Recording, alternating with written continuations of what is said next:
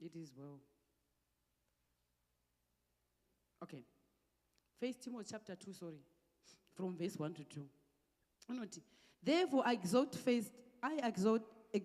first of all that supplications, prayers, intercessions, and giving of thanks be made to all men, for kings and all who are in authority, that we may lead a quiet and peaceful life in all godliness and reverence. Apa parifunzi ngatitonamatira even nema-kings acho. Isu tiri kuti ngatinamatire vanhu vaMwari. Like I said, chatanga nevedu tinova-involva. Tigo-intercedira. Zvinoita mukati meupenyu. Unogona kuti in the next 5 years, unogona kuti amufundisi. Unogona kuti amai mufundisi. Ngatinamatire, ngati-intercedirei vafundisi. Tinamate kuti Satani, mano aSatani asafamba mukati memafundisi. Muzita raJesu ngatinamatei. Baba tinotenda nokuti makanaka Jesu. Shoko renyu rinototaura kuti imi makatotipa vafundisi after your own hearts. Tiitirewo nyasha Mwari wangu, vaitirewo zvakanaka vafundisi vedu, tangaona Pastor Jiriji naMama Mwari. Remember them, Lord. Vaitirewo nyasha, Mweya Mutsvene, tichiti Satani haana simba mukati meupenyu hwavo.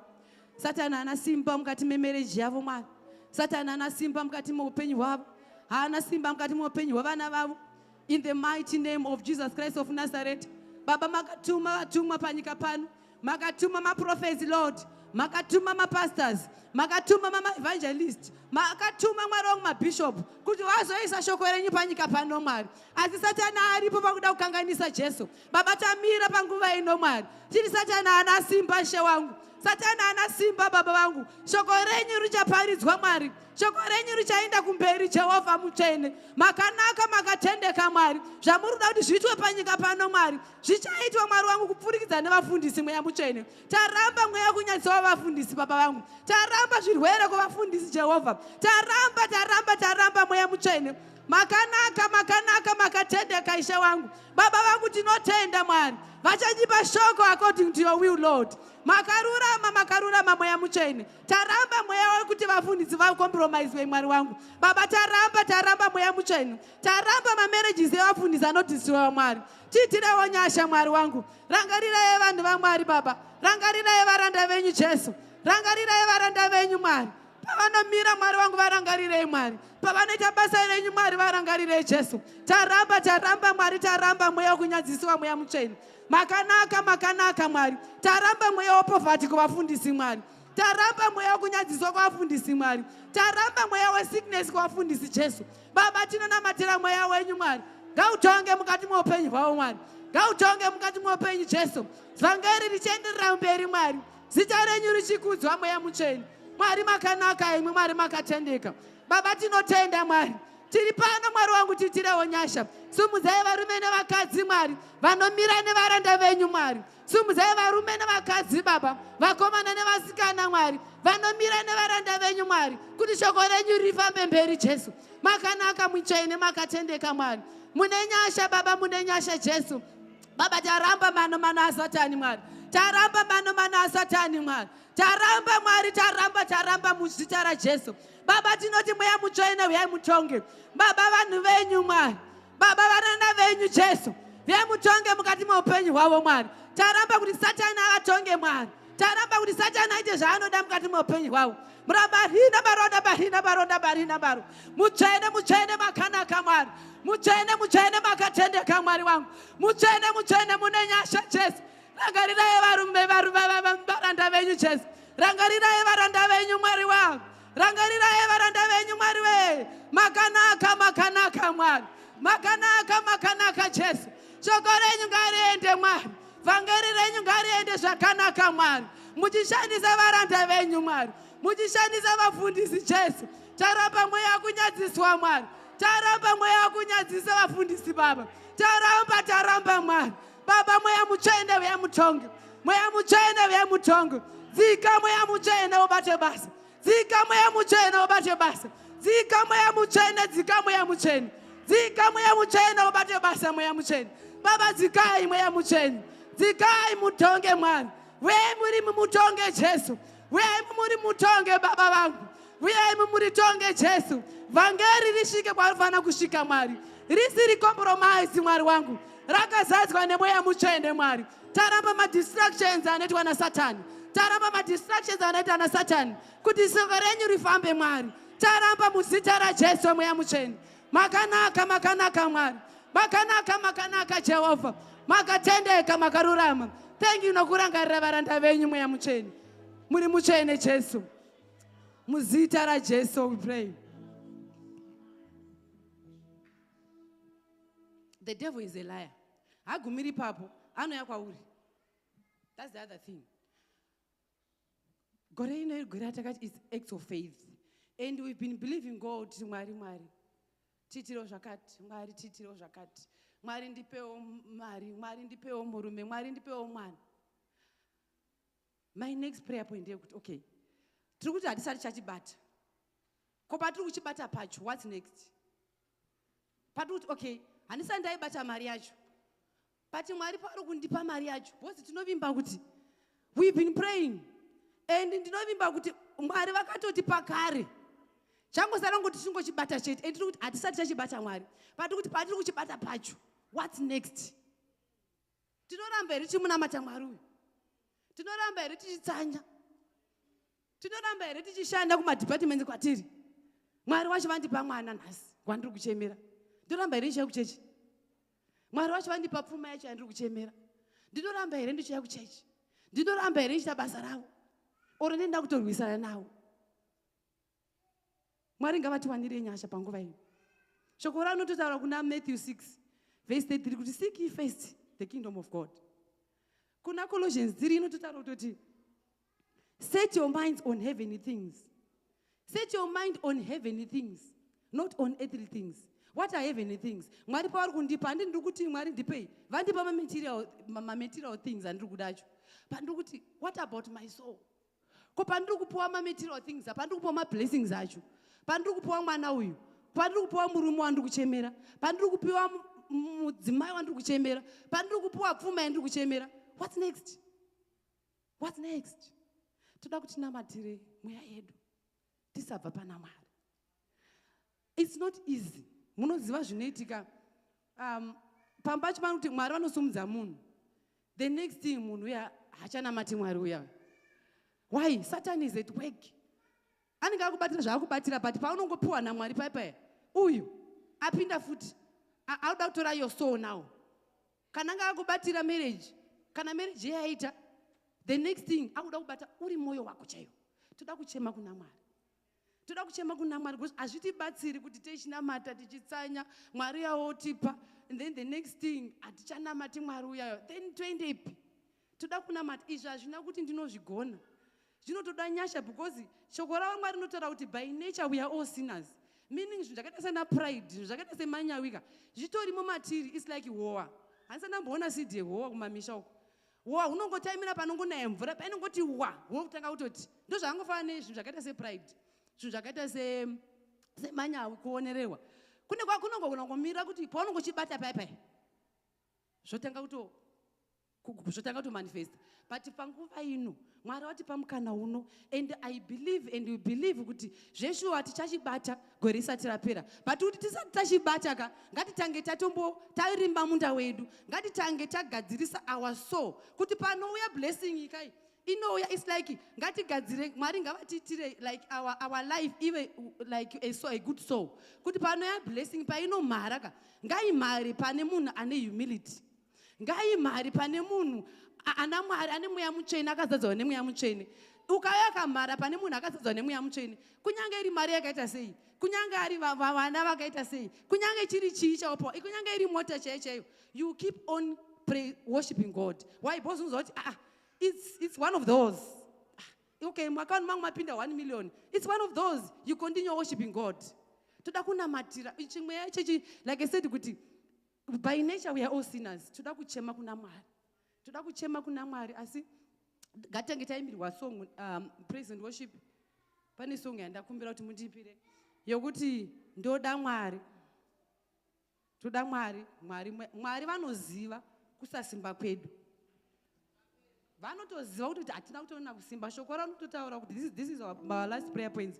Shoko ranototaura kuti we are all sinners. So he knows kuti matiri mutone manyarumo matiri mubhodhi yedu. So he knows our weaknesses. Hatizoti Mwari pari kutipa mablessings aya otidonedza. Hatizoti Mwari pari kutipa zvaari kuti Mwari tachibata tobva tashoreka tobva tatazvitukisa. Ngatinamate kuna Mwari, but ngatengeteke taimbirwa.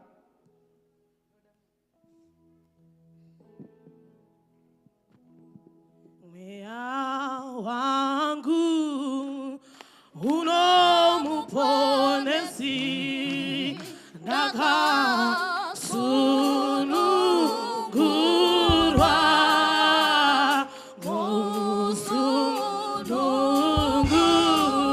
ringandinangiswe abandisha ndishakamchira Mwarini Joda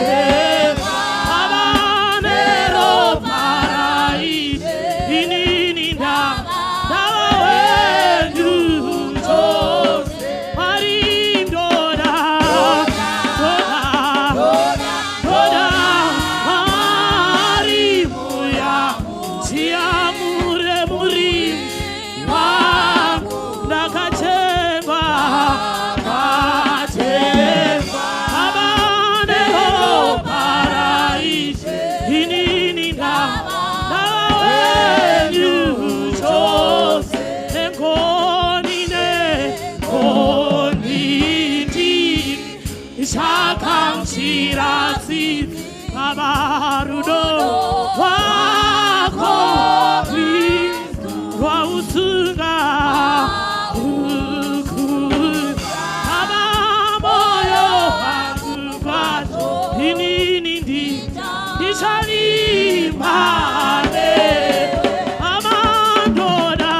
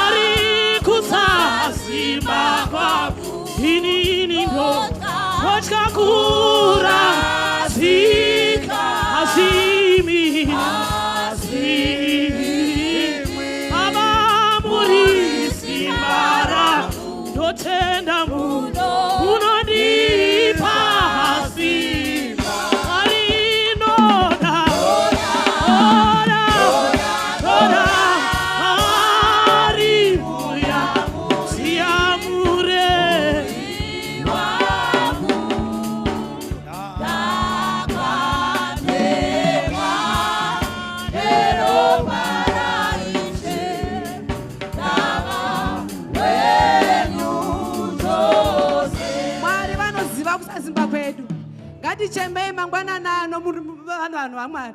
Ngatichembei kwavari Mwari.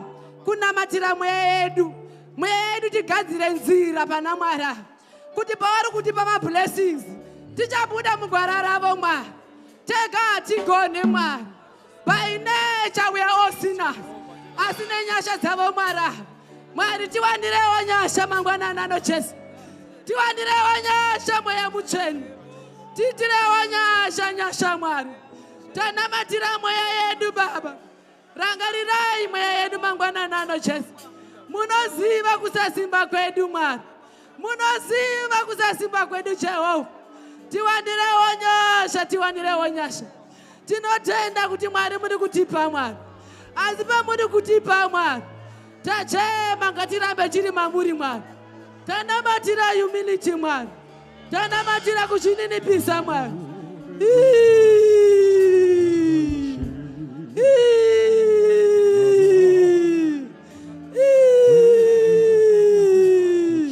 Jehova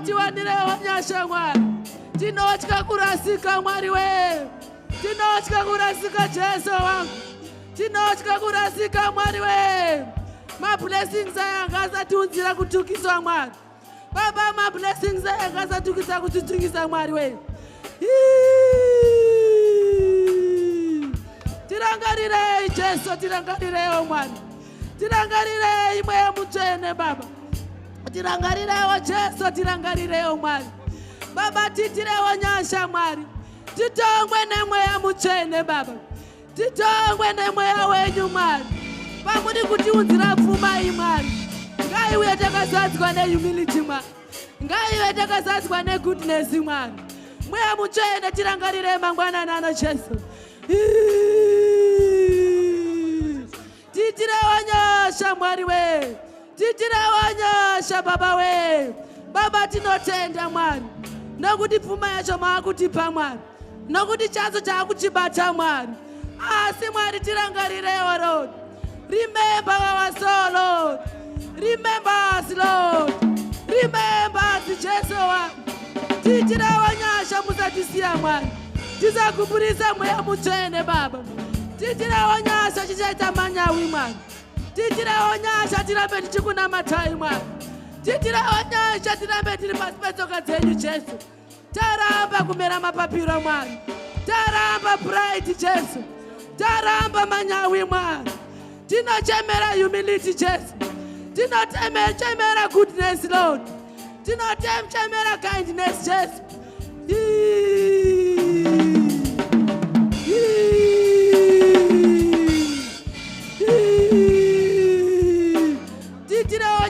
Titire wanyasha mweya muchene. Tirangarire Mwari wangu. Tingori waivu Mwari. Rinotsvaka nyasha.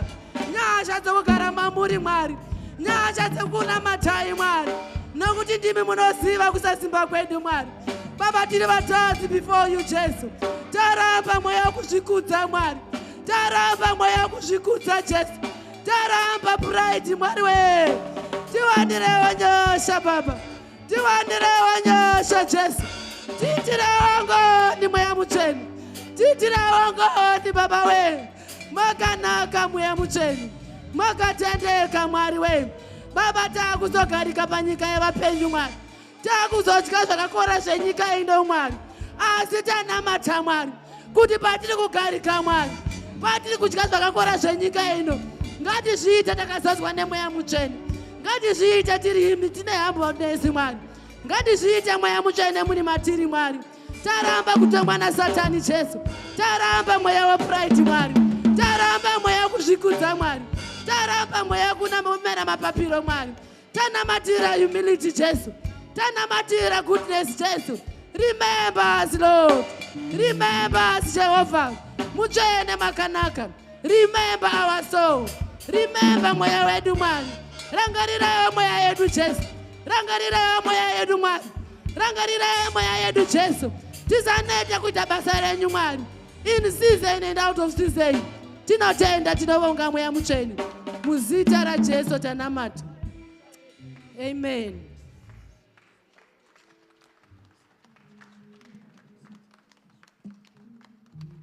Muzita ra Jesu, hallelujah. Ngatisvikei patinomhoresana. Farirawo ari padhuze newe. Farirawo ari padhuze newe.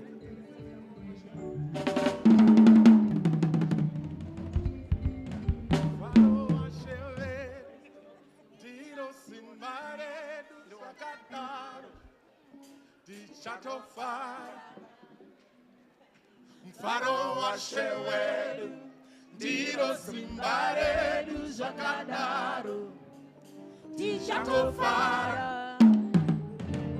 Mfaro washewedu ndiro simba redu zvakadaro tichatofara. Mfaro washewedu ndiro simba redu zvakadaro tichatofara.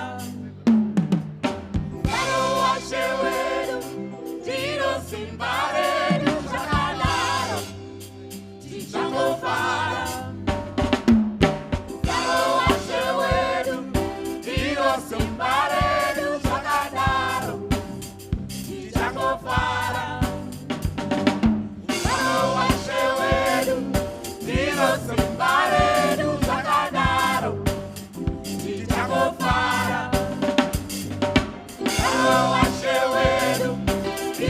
simba redu zvakadaro tichangofara. Mwaro washe wedu ndiro simba redu zvakadaro tichangofara. Mwaro washe wedu ndiro simba redu zvakadaro tichangofara. Mwaro washe wedu ndiro simba redu zvakadaro tichangofara. Mwaro washe wedu ndiro simba redu zvakadaro tichangofara. Mwaro washe wedu ndiro simba redu zvakadaro tichangofara. Mwaro washe wedu ndiro simba redu zvakadaro tichangofara. Mwaro washe wedu ndiro simba redu zvakadaro tichangofara. Mwaro washe wedu ndiro simba redu zvakadaro tichangofara.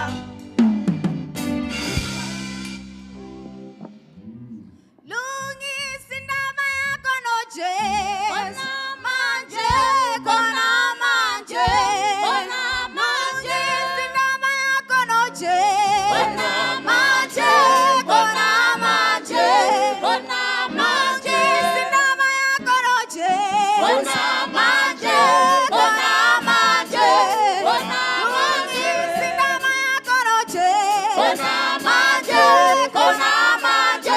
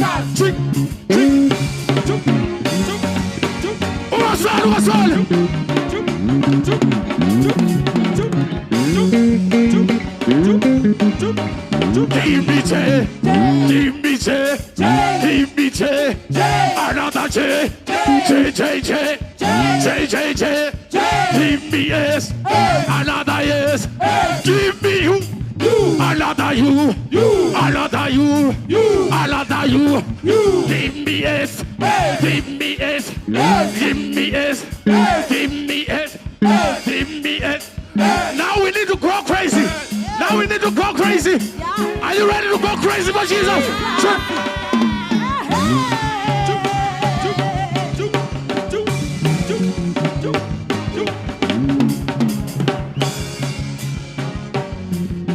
Hallelujah, hallelujah. Thank you, Jesus. Are you happy tonight? Give somebody a high five. Give somebody a high five. Mudza kuti ndodada naye Jehova. Undoona kuchena kudai ndodada naye Jehova. Todada naye Jesu todada. Todada naye Jesu todada. Mira, mira. Ndatiudza ari paside newe kuti unodada naJehovha. Saka chimuratidza kuti unodada naye zveshuwa. Adini? Ndati todada naye Jesu todada. Todada naye Jesu todada. Todada naye Jesu todada. Todada naye Jesu todada. Todada naye Jesu todada. Todada naye Jesu todada. Todada naye Jesu todada. Noposa naye Jesu todada. Todada naye Jesu todada. Todada naye Jesu todada. Iye wakanipa njere. Iye wakanipa msoro. Iye wakanipa maziso. Iye tokunipa mino. Tokuzonipa muromo. Hey! Hey! Everyone! Everyone!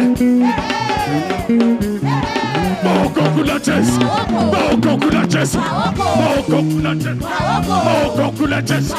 Moko kula Jesu. Moko kula Jesu. Moko kula Jesu. Moko kula Jesu. Moko kula Jesu. Seigneur.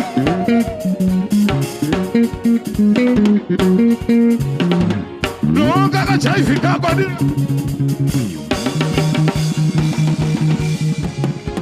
Jesus, aya, Jesus.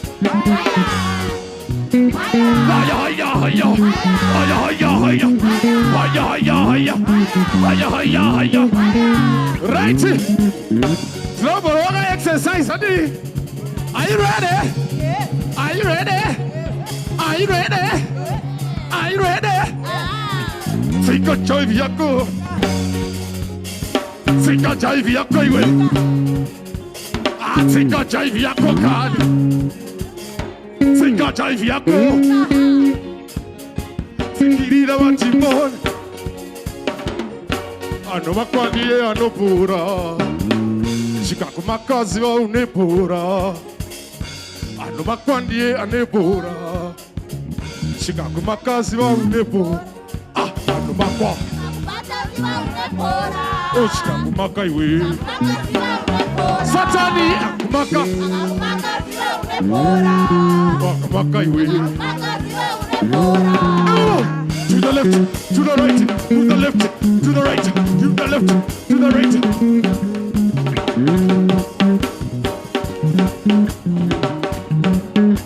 Samira, Samira, Samira, Samira.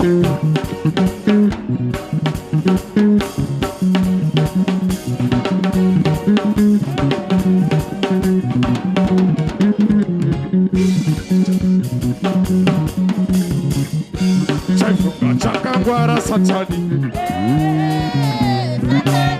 Satani Baba. Chaifuka Chakangwara Satani. Satani Baba. Machita uyande ufumi. Satani Baba. Machita uyande utano. Celebrate, celebrate, celebrate, celebrate, celebrate, celebrate, celebrate, celebrate. Celebrate, celebrate, celebrate, celebrate.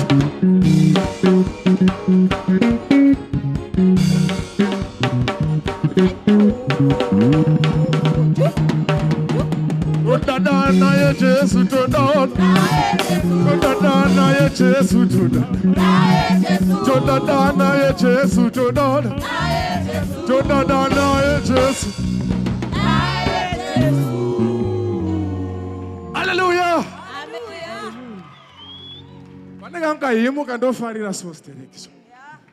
Kaimu kako kanonditira zvakanaka. Oyo mushi. Vamwe ndakudaidzira. Oyo musha.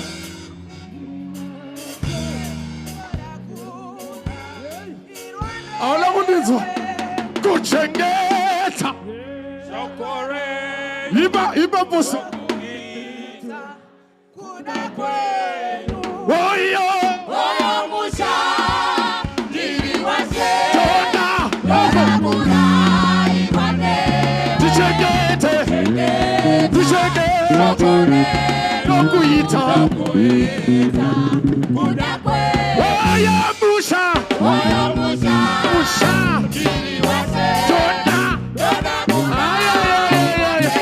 Tichegete. Nokuita. Uya posori. Oyo musha. Musha.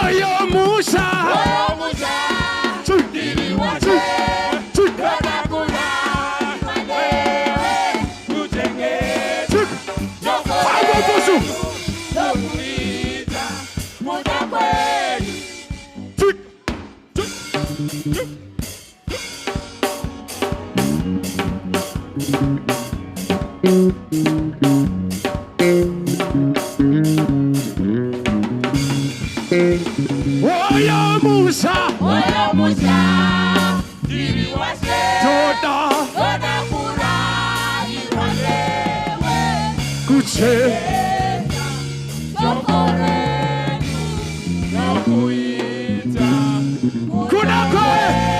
somebody celebrate Jesus.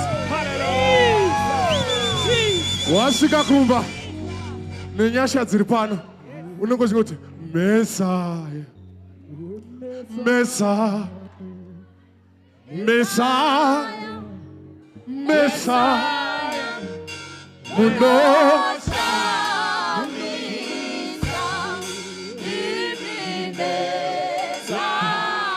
Pano Messiah, Messiah, Messiah, Messiah, munosha Ururukuna Jesu.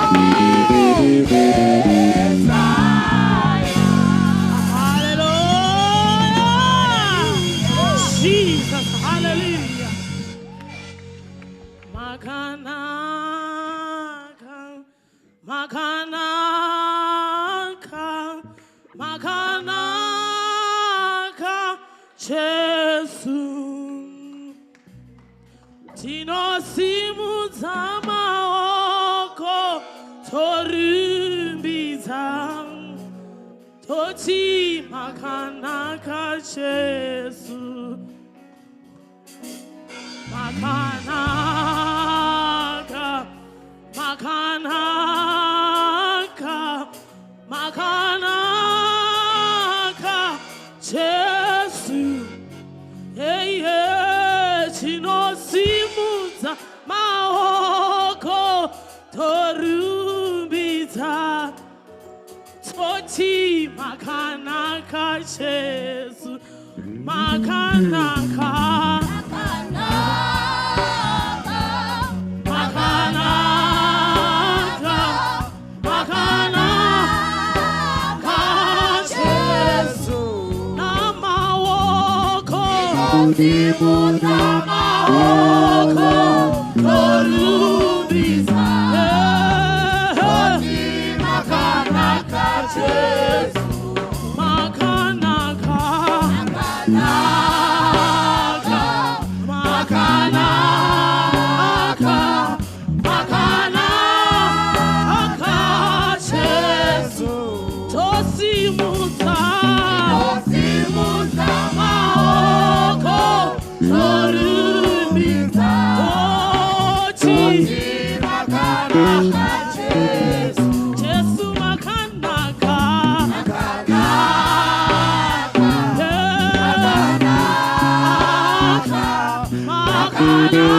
makanaka Jesu na maoko edu na maoko torumbiza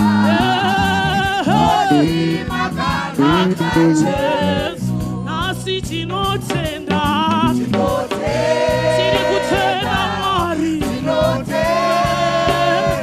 aita Jesu tosimuza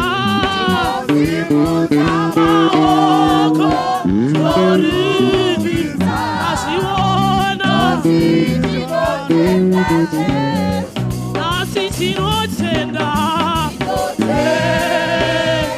ombera maoko pamberi pa Mwari mangwanana tenda Jesu tosimuza maoko makanaka Mwari tiri kutenda Mwari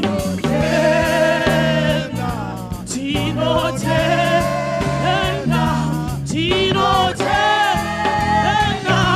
Jesu na maoko maoko edu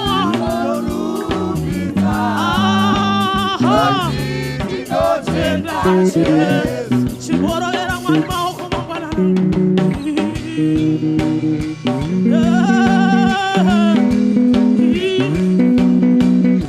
naombe Mwari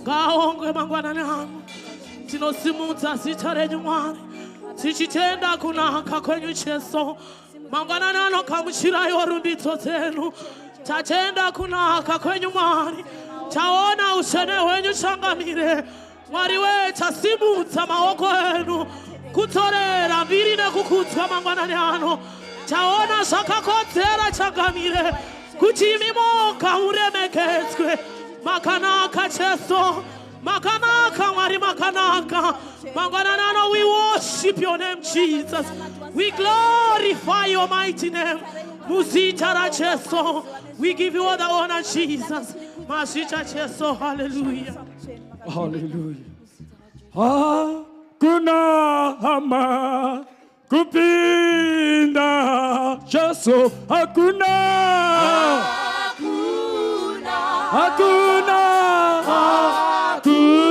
China, hakuna kurapa moyo, hakuna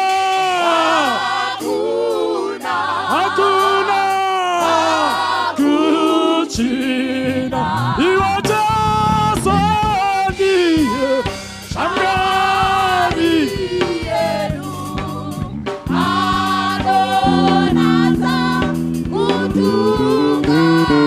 hakuna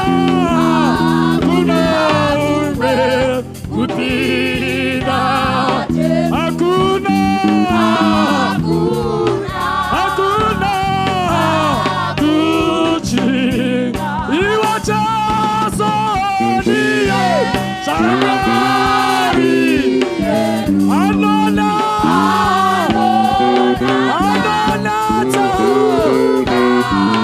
kutunamira,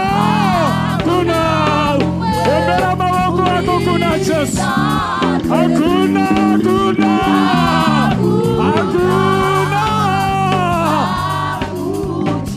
iwacha sanie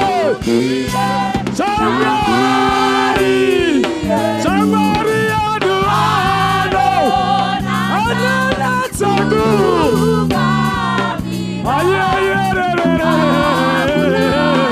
hakuna kupinda, hakuna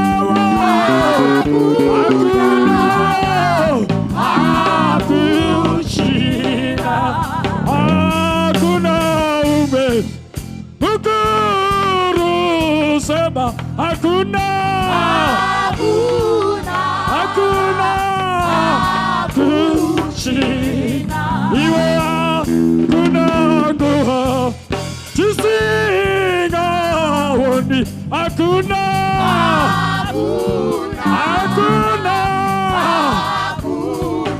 waibacha sudi Shangari anona tagu kutunamira, hakuna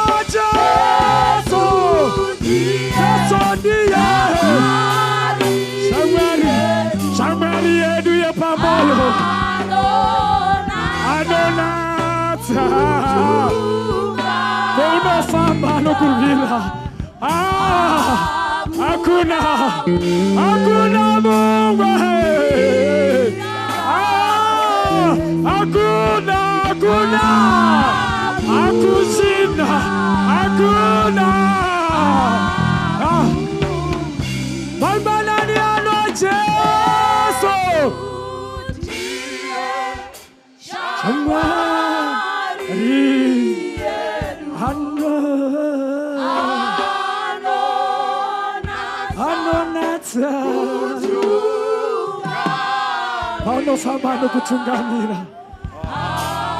Paulo wegano kurvira. Hakuna Mungu. Baba wetu hakuna. Baba wetu alikudenga. Hakuna. Garumitwe Yesu mangwanani ano nukutuakanaka. Gana matwe mangwanani ano. Hakuna rimwe mangwanani ano. Hakuna rataunganira kwezi tara Yesu. Mangwanani ano baba wetu. Mangwanani ano mutsene. Hakuna nguva Maria mutisingahoni. Betino tata ne betino gona. Mari munotiona. Nekuti muri Mari. Hakuna wakafanana ne Yesu. Mangwanani ano mutsene. Tino kurumbizai, tino kunai mangwanani ano. Nekuti muri Mari. Munorapa moyo inorwadziwa. Muri Mari. Munorapa moyo inochema. Muri Mari. Munopukuta misodzi. Mangwanani ano Mari. Mangwanani ano mutsene. Zinova pa moyo wangu. Zinova kumoyo yokukereke. Kasika muchirwe. Mangwanani ano. Misodzi yavana venyu. Mangwanani ano baba venu. Mangwanani ano mutsene. Tati hakuna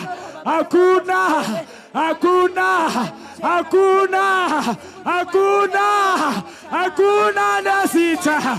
Rinoti Yesu. Mangwanani ano Yesu. Mangwanani ano mutsene. Gakuitwe Mari.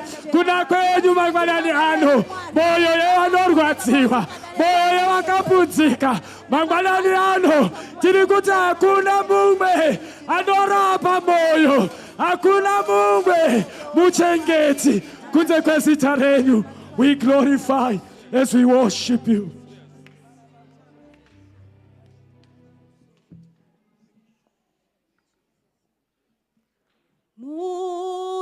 munoramba muri Mwari, munoramba muri Mwari, bazvinoreva, bazvinoreruka, munoramba muri Mwari, munoramba muri Mwari, munoramba muri Mwari,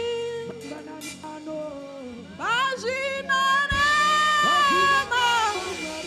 bazvinoreruka,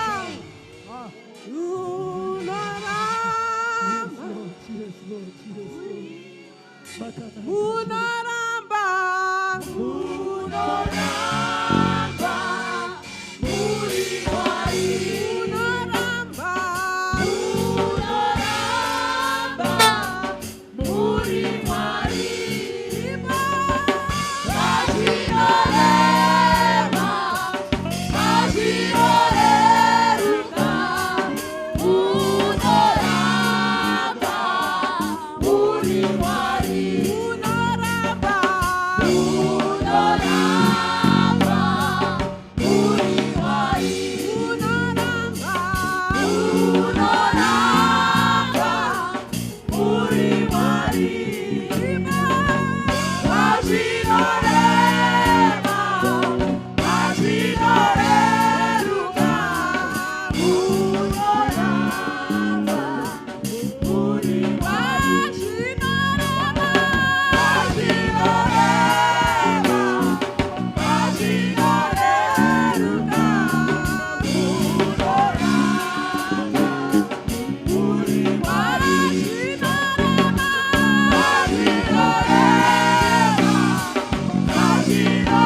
bazvinoreruka, munoramba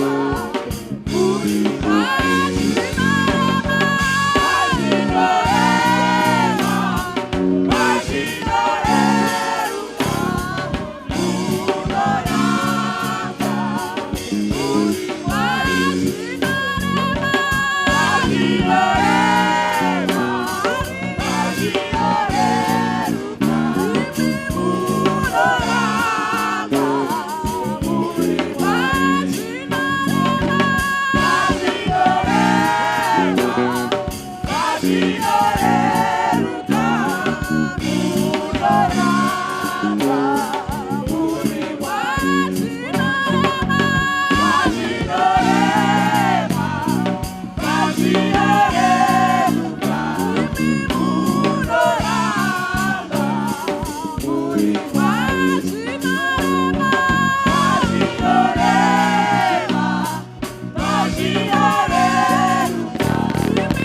Munoramba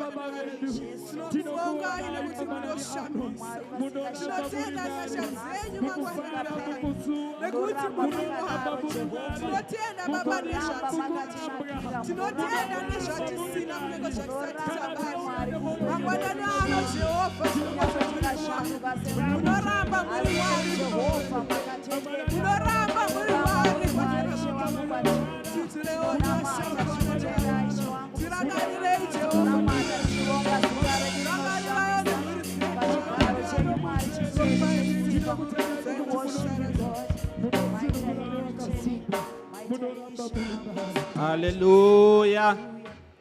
Hallelujah. Vanoramba vari Mwari. Hallelujah. Pasina ivo hapana zvatiri. Hallelujah. Pasina Ishe Jesu hapana zvatiri. Hallelujah. Zvimwe zvese tingaita, tingataure, asi Mwari vanoramba vari Mwari. Zvinhu zvingaitike munyika, asi Mwari vanoramba vari Mwari. Hallelujah.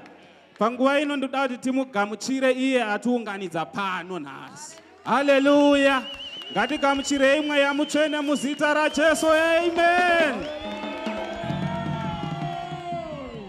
Ndoda kuti tigamuchire iye wavakatuma. Ivo Mwari vakaona zvakakodzera. Hallelujah. Kuti titungamirwe, tifudzwe, tive nababa namai mufundisi Jirichi. Hallelujah. Ngativagamuchirei muzita raJesu. Amen. Panguva ino ndoda kuti tifarire praise and worship yedu ichigara pasi. Hallelujah. Vasina jealousy chete ngatiombererei praise and worship yedu. Hallelujah. Aiwa nhasi varumbidza. Hallelujah. Nhasi vatitungamira muuvepo hwaMwari. Hallelujah. Handizive pamwe ndini chete ndaona difference. Asi nhasi uvepo hwaMwari hwanga uripo patarumbidza. Hallelujah. Amen. Ngatitore hedu zvigaro zvedu. Ndibatsirei kuremekedza nekugamuchira ana baba vemusha. Hallelujah. Ini ndiri umwe wacho. Hallelujah. Ngatigamuchirei ana baba vepaRotaport muzita raJesu. Amen. Ngatigamuchirei ana mama, ana mai vemusha muzita raJesu. Amen.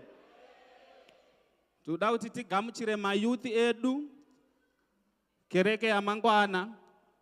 Hallelujah. Ana baba nana mai vamangwana, ngativagamuchirei muzita raJesu. Amen. Ngatigamuchirei matinzi ndo anoziva kuti ane moto. Hallelujah. Hallelujah. Ngatigamuchirei matinzi muzita raJesu. Amen. Lastly, ngatigamuchirei vana vedu veSunday school. Sunday school. Hallelujah. You may go to your classes. Hallelujah. Panguva ino ndoda kudaidza vanhu vane ma-items. Vanhu vanichadaidzira apa tongoti ga. Handitika? Hallelujah. Saka ndoda kuti tiuye nemutoo uyu tichatanga namai Lifa vane testimony. Then amai Lifa vachingobva ladies vane presentation yavo munongobva mateera panobva mai Lifa. Then after ladies presentation vaimbi vechirungu English praise team munobva mateera. Hallelujah. Pachibva English praise team tichadana advocate Watenga and amai. Hallelujah. Hallelujah. Amen. Ndoda kungotenda baba na mama. Hallelujah. Ndoda kuti gaga ndine tu ma testimony angu. Ndoda kutenda nyasha dzepano. because pane padzinongozotirwira. Amen. Ndina hashanzi yangu iri kujere. Angoti, my one and only brother. All right. Ndinogara ndichimunamatira. Ndichichema kuna Mwari kuti Mwari. Yesu akasungwa but muchengete ari kujere. Baba vanowanzo kumbotaura kuti ngatinamatire vanhu vari kujere. Vanenge vachirevesa ipo paya.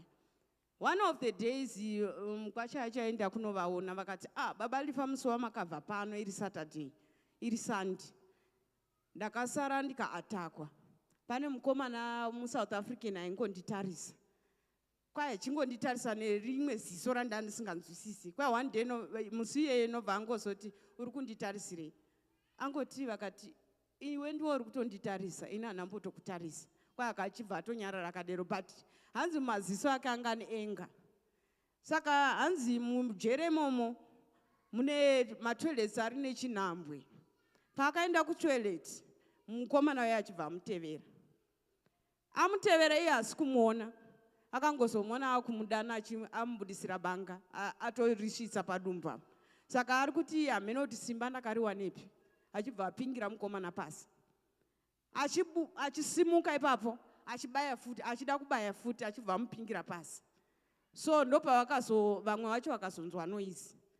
Vachidzoka muya maSouth African akatotsamwa kuti hatikurirwi nemaZimbabwean.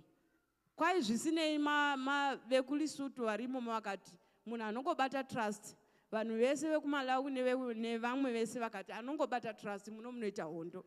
Saka ndoda kutenda Mwari kuti Mwari makaita henyu makamurwira. Ende Mwari munopindura minamato. Ende baba pandinovaudza noti nomunamatira. Anochengetwa ende achabuda. Saka ndiyo imwe testimony yangu. Ende ndakaudza baba lifa kuti dei ndakaziva ndaiteerera sisi vangu. Because taitoita fight. Kana ndisina muona muno muchechi. Tasvika kumba kuti kwemi hatina kuona kuchechi. Voti kuchechi kunomanikidzwa munhu. Ndoti ziva kwauri kubva.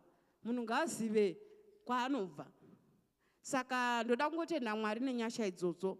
Number 2 testimony yangu. Thursday ndichienda kubasa. Ndava 2 meters away. Ndakanzwa imwe feeling. Feeling iyoyo ndinoinzwa kana pane chinoda kuitika. Saka ndakangotanga kunamata. Ndikati naye Mwari, ko ndakaiteiko? Chii chiri kuda kuitika? Pari kuda kupinda mbavha. Chii? Saka ndakangonamata. Within myself ndakangonamata ndikati whatever zviri kuda kuitika mukatumu. Handizivi. Ndichibva ndapinda, zvese zvakanaka. Vari kuseka, tiri kufara. Around 10. Ndakabuda panze ndichinoyanika zvandaiyanika. Ndakudzoka. Ndaida kunonga bucket. Ndichisumudza musoro wangu. Papa newindo rakavhurika riri very sharp pakona pacho. Ndakarohwa panapa newindo ropa richibva rabuda. Ndakaramba ndiri papo ndikati Mwari maita henyu. Dei kona iyi yarova ziso rangu. Ndaenda kumba ndisina ziso. Oro dei yarova nechepamusoro apa. Handizivi kuti chii. Ndakastika ndiri papo. I think Murungu akandiona pamakamera kamhanya kauya akati chii. Ndikati ndarohwa newindo but it's fine.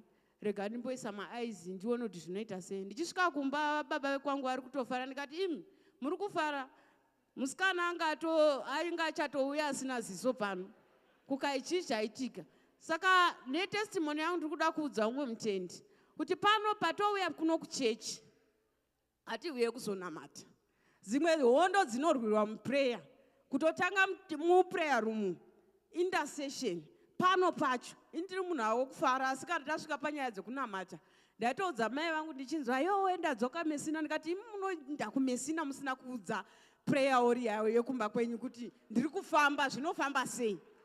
Baba zviya zvamunotaura kuti tangai mandiudza muchibuda mugwendo. Ini kumba kwedu ndakatovaudza kuti munototaura kwandiri musati maenda kwamunoenda kune maaccident. Udzai sisi kuti chii chiri kuitika. Ende ndodaudza umwe mutendi again. Ini ndine dzandakambowirana nadzo. Handifungi kuti pane dzimwe dzichandisunda futi. Kana wauya kuchechi ziva zvawavinga. Ini ndotoita sendinopenga muno because iprayer center. Kwakaitiwe kuzonamata muno haucheuki ari pasaidi nawo. Ende ndaimbozvifunga ndakagara kuti because ini zvezvi ndakatoudza baba vamwene vangu vari muhospital vakaadhimita vakati tinonamata. Ndikati nhai imi ndiri kumbozvifunga zviya ndaita ndanyengereka nemafriends tanzi ngatibude. Ndabuda ndozonyorera nemeseji yokuti baba nhinge adai. Sometimes unogona kutoidhaila nhamba ukati maiwe ndakabuda kuchechi kuya wozoshayiwa kuti nhai Mwari. Saka kungokurudzirana ngatiite zvatafambira. Haleluya. Ndoda ngotenda baba namama neminamati.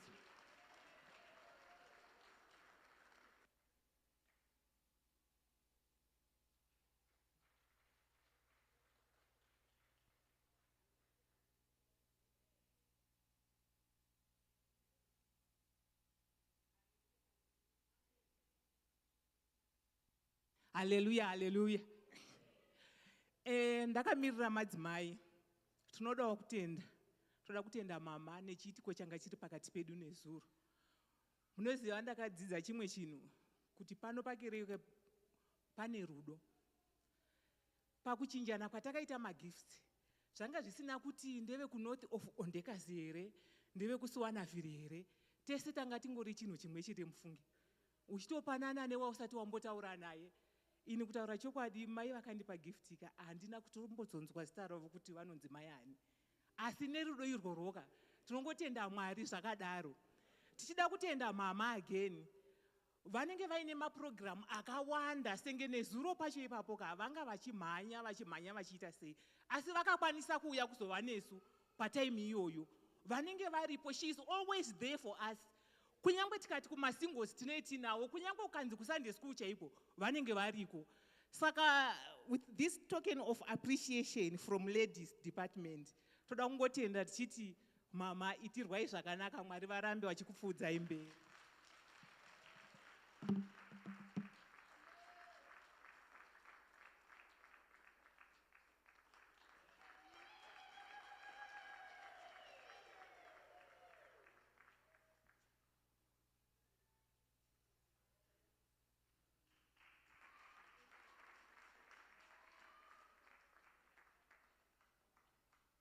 Hallelujah, hallelujah.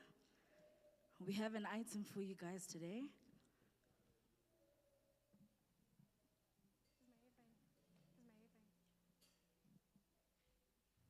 Hallelujah, church. Hallelujah. Wahamba nati, oh, wahamba nati, oh, wahamba nati, siyabonga.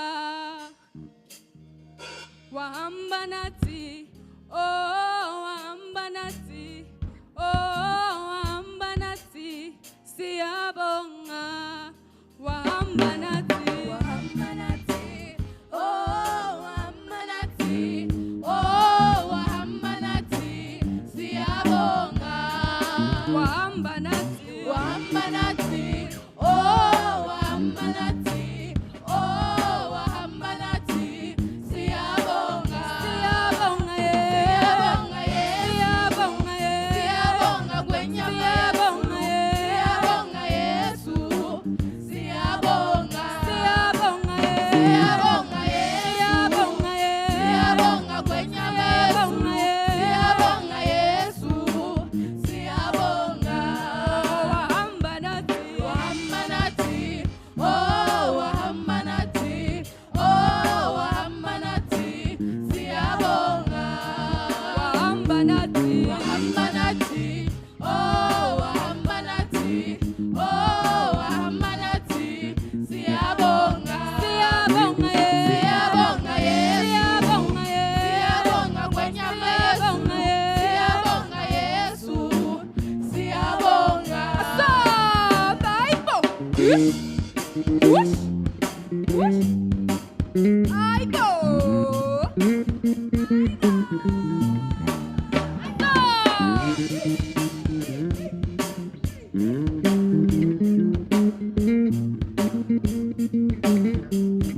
wavamba nesu, wavamba nesu, oh, wavamba nesu, oh, wavamba nesu, siyabonga.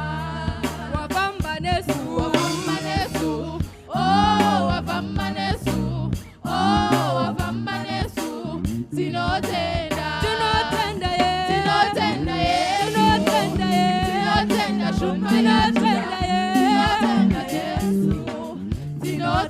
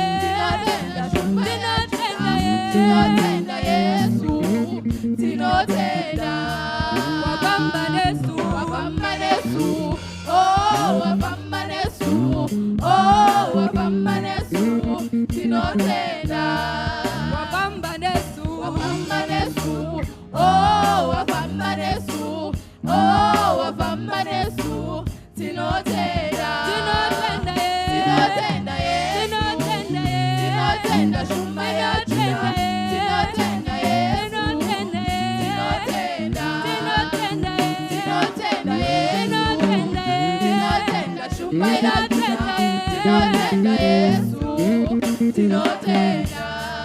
Wahamba nathi, Wahamba nathi, oh wahamba nathi, oh wahamba nathi, siyabonga.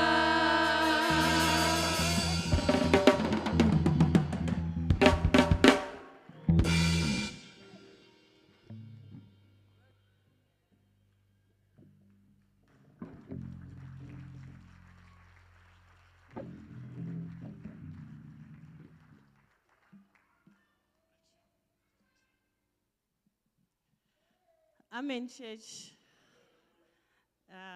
Tine mufaro wakanyanya tichimira pamberi penyu kudai. Tauya nekutenda netestimony. Shoko raMwari kuna Revelations rinoti, and they overcame by the blood of the Lamb and the word of their testimony. Tichitanga kusvika panzvimbo ino, takasvika pane birthday ramama celebration. That was 2022. Saka tikaunta makore totenda nyasha dzenzvimbo ino tasvitsa 3 years. Saka ndiri kuti ine zvandiri kutaura, ndiri kuti we have seen the hand of God, uvapo hwaMwari, rudo rwamama nadhedhi, mufundisi namama tinokutendai. Muchitanga kuuya mumba medu makanyamata. Mwana wedu akazvarwa ari preterm. She has been in and out of hospital. Airutsa akadya chikafu chisingagare, but mufundisi namama wacho vachimunamatira. Tinoona change, and it's not something, you know, that we are taking for granted. We have seen her growing. Achitanga kreshiwo, akamboita ma-up and down, mama vachinamata nababa vachinamata. Tinotenda kuti ezvinezvi munongomona muchechi achingomhanya up and down. Saka inyasha dzandida kutenda Mwari nerudo rwamufundisi namama kuramba vachitinamatira nekutisimudzira semhuri. Ndinombomirira pano. Amen, church. Amen, church. Inino ndasimukira panapa kupawo a short testimony nekuita move, nekuita motivate umwe munhu neprogram yatakatarisana nayo pana December apa. Zviri kutaura amai ichokwadi. Kurwara, mwana wedu akarwara. Inini ndakarwara zvekuti tine kuchechi kwataienda. Tabva ikoko tazouya panapa, reception yachona yanga yakatosiyana. Ndingati tichangotenga imba patakugara muna Galena umu, takatanga kubirwa pamba ipapo. Takarara mbavha dzakauya dzikacheka electric fence, kupinda takarara, kupinda kutora ma-TV mudining. As if that was not enough, inini ndairwara, ndaigara ndichinwa mapiritsi kunge huku iri kuchobora chibage. Day in, day out ndaigara. Zvekuti paLife Flora Hospital apo, manesi ese vakange vakutotiziya, isusu tisingavaziye. This is how serious we were falling sick. Right, munhu waMwari vakauya vakatinamatira. Asi iko zvino kuenda kwatakuita kuchipatara, ndakuenda for check up, ndakuenda kwadoctor for check up. Zvemapiritsi izvo yava history. Right. Tabva ipapo, ndikuda kuzivisawo umwe munhu kuti tine revival yatinayo iriko kubva musi wa2 kusvika musi wa7. Saka ndiri kuti ngatikokai vavakidzani vedu, ma-workmates edu, ma-friends edu, nevese vatingakwanise kukoka, vauye kuti vazobatsirwawo, vazoonawo, vazokwanisa kupupurawo zvatiri kuona ruoko rwaMwari panapa. Nekuti Mwari zveshuwa vari kushanda pakati pedu. Nekudaro, tikuda kuti tikange takoka hama dzedu dzikauya dziwanewo kubatsirwa neshoko raMwari. Tozobvapo tichaenda musi wa7. Pamusi wa7 pane chiitiko chiripo chichaitika. I-appreciation. Ndinodavira tese tinoiziya. Inini pachangu ndandisingabelieve nezvayo kuti appreciation iri biblical here. Asi mukutaura nemudzimai wangu ndakazoona kuti zveshuwa no, this notion it comes from the Bible. Because ukaenda kuna Luke chapter 9, hanzi Ishe Jesu vakatora vadzidzi vavo vakavati, go into the world and preach the word of God. And do not carry any clothes, do not carry any money, do not carry any food. Where you are received, stay there and preach and heal the poor and deliver the afflicted. Where you are not received, as you leave that town, even shake off the dust of that town from your feet as a curse against that town. How does this apply to us? We must appreciate the man of God. If we don't appreciate him, we risk even the dust of our houses or our neighborhood from being shaken off the feet of the man of God. It's biblical. So let us appreciate the man of God as much as we can. Inini nemhuri yangu ndakati hatingakundwe nemakudo. Kune vakamboenda kumusha kana vakagara kumusha. Makudo zvaanoita kana achinge agoenda kubasa in courts uku kuenda kunorova chibage. Anobva achifamba ari in a single file formation. Kumberi kunenge kuina tens kana kuti tingati ndo mufudzi here kana kuti tingati ndo boss. Rino zigudo zihombe hombe rakakura kudarika makudo ese. Gudo riya rinoenda ronokwira kana tingati pa hilltop kana kuti pa highest peak point pekuti rinenge richiobserver at 360 degrees left, front, right and rear kuona kuti hakuna here muridzi wemunda hakuya vakomana vari pabasa. Saka makudo pano paanenge achiba kuya iri riri paobservation point rikangoona dzimwe nguva mahomesteads anenge ari 2 kilometers away rikangoona kamvuri kemunhu uko kana dhoo ravhurika robva rarova koti vakomana vobva vabuda munda chop chop.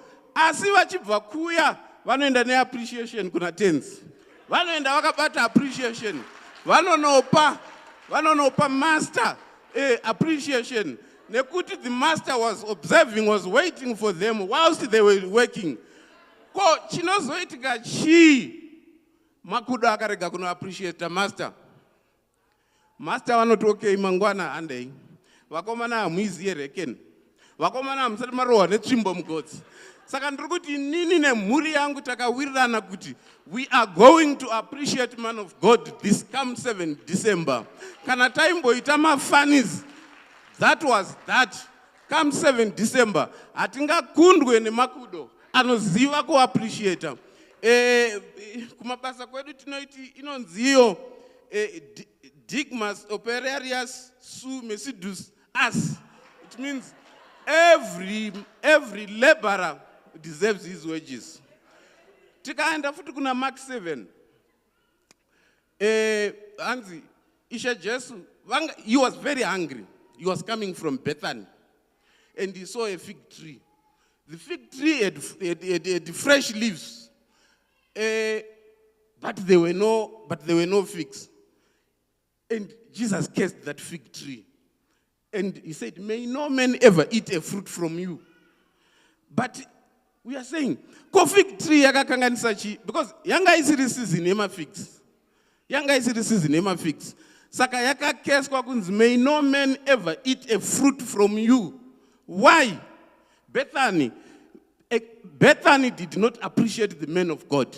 Jesus was left to feel hungry, to be hungry, yet he was doing the work of God, healing the sick in the city of Bethany, delivering the afflicted.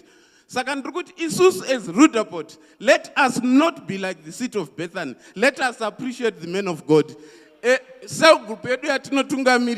I'm appealing to you. I'm appealing to your conscience. I'm appealing to the subconscious of everyone in this ministry. Let us appreciate the man of God.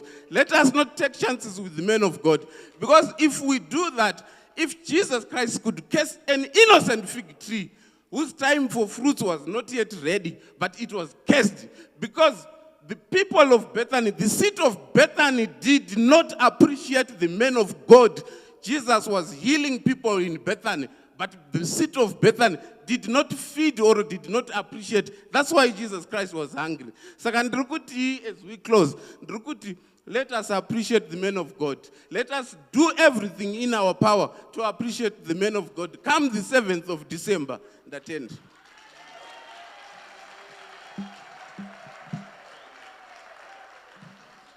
Hallelujah. nyaya yeappreciation yakakosha. Hallelujah. 2026 kuti usarohwe nerekeni, ngati appreciate munhu waMwari. Hallelujah. Nekuti kana usiri kuona kuti munhu waMwari ari kushanda papi, it means hausi kushandisa munhu waMwari. He is always open. Hallelujah. So haisi nyaya yekuti vaite, inyaya yekuti iwewe wavashandisa here. Nekuti vakapiwani isusu. Hallelujah. Panguva ino, let me tine vaenzi here pakati pedu. Do we have any visitors in the house? Those who are here for the very first time, may you show us by raising your hand. Hallelujah. Kana uri pano, karike kutanga kuya pano. Yes, I see a hand there. Thank you very much. Anyone else? Yes, I see a hand at the back. Anyone else? Hallelujah. Kuneva simudza maoko. May I kindly ask you to take another step and come to the front. Mbonge, mbonge, mbonge. Mbonge, mbonge, mbonge. Mbonge, mbonge, mbonge. Mbonge, mbonge, mbonge. Mbonge, mbonge, mbonge. Mbonge, mbonge, mbonge. Mbonge, mbonge, mbonge. Mbonge, mbonge, mbonge.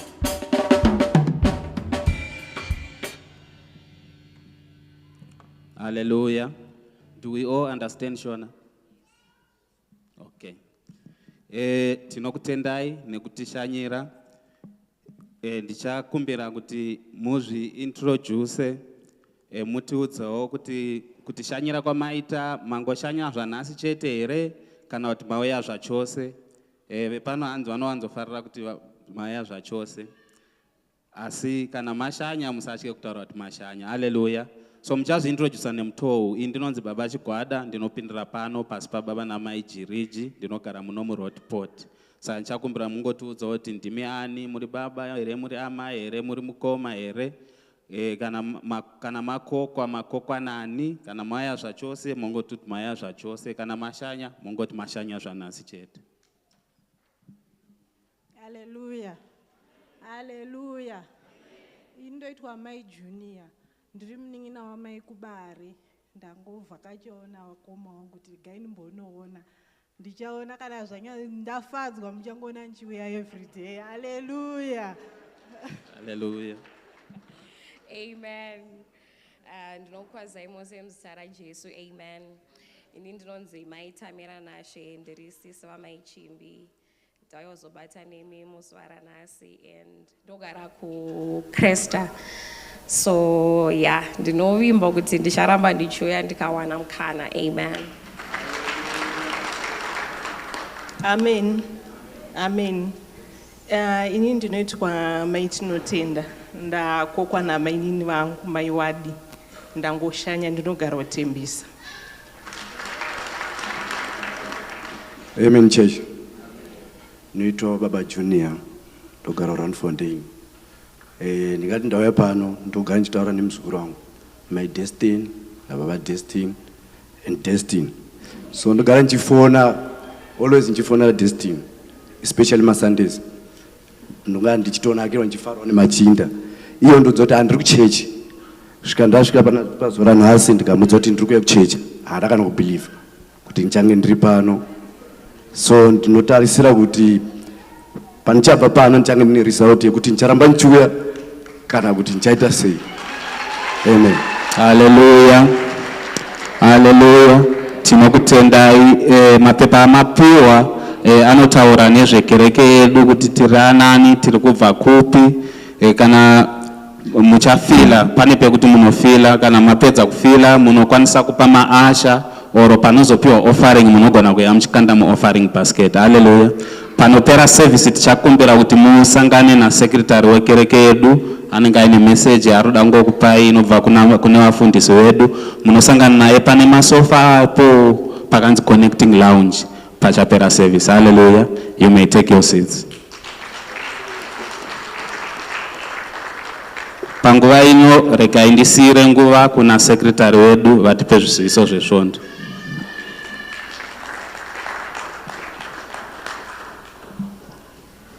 Hallelujah. Amen and amen. Ngatitendei Baba chigwada vari kutityaira zvakanaka muzita raJesu. Amen. Aiwa tinotenda Mwari, ruremekedzo rwangu kuna mufundisi namama. Regai tipana nezviziviso zvezuva ranhasi, Mwari vachikudzwa. Amen. Chiziviso chedu chekutanga chiri kubva kumadzimai. Madzimai vari kutengesawo ma-t-shirts ari themed. Evakuru ari kuita 150 rands rimwe chete, evana ari kuita 100 rands. Uye vazve vane mahimbook ari kuita ma50 rands rimwe chete. Vanomada or vari kumada or vanoda kutenga izvi makasununguka kuona Sister Joyce. Amen. Kereke regai mufundisi vasazotitsanangurira nezvenyaya yekuti tiri kutsanya sei svondo rineiri zvichitiitira zvakanaka. Amen. Chiziviso chimwe chechipiri chandinacho kukereke chiri kubva kuSocial Welfare Committee.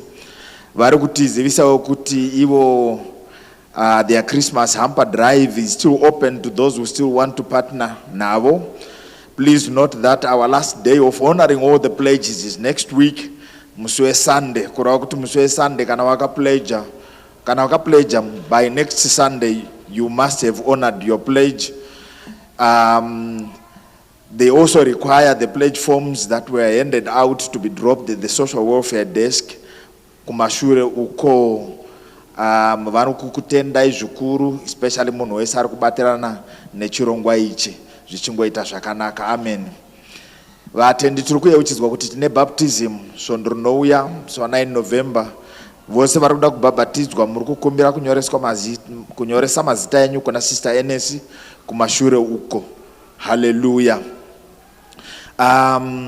Regai nditauro something pamusoro pe-Sunday school yedu. Kune vakatijoina uye vakagara vari pano, munoziviswawo kuti pano tine Sunday school yatiinayo ine ma-age group atakadivide into 4. Tine ma-3 to 5, ma-6 to 7, then tine ma-8 to 9, tozoita ma-10 to 12.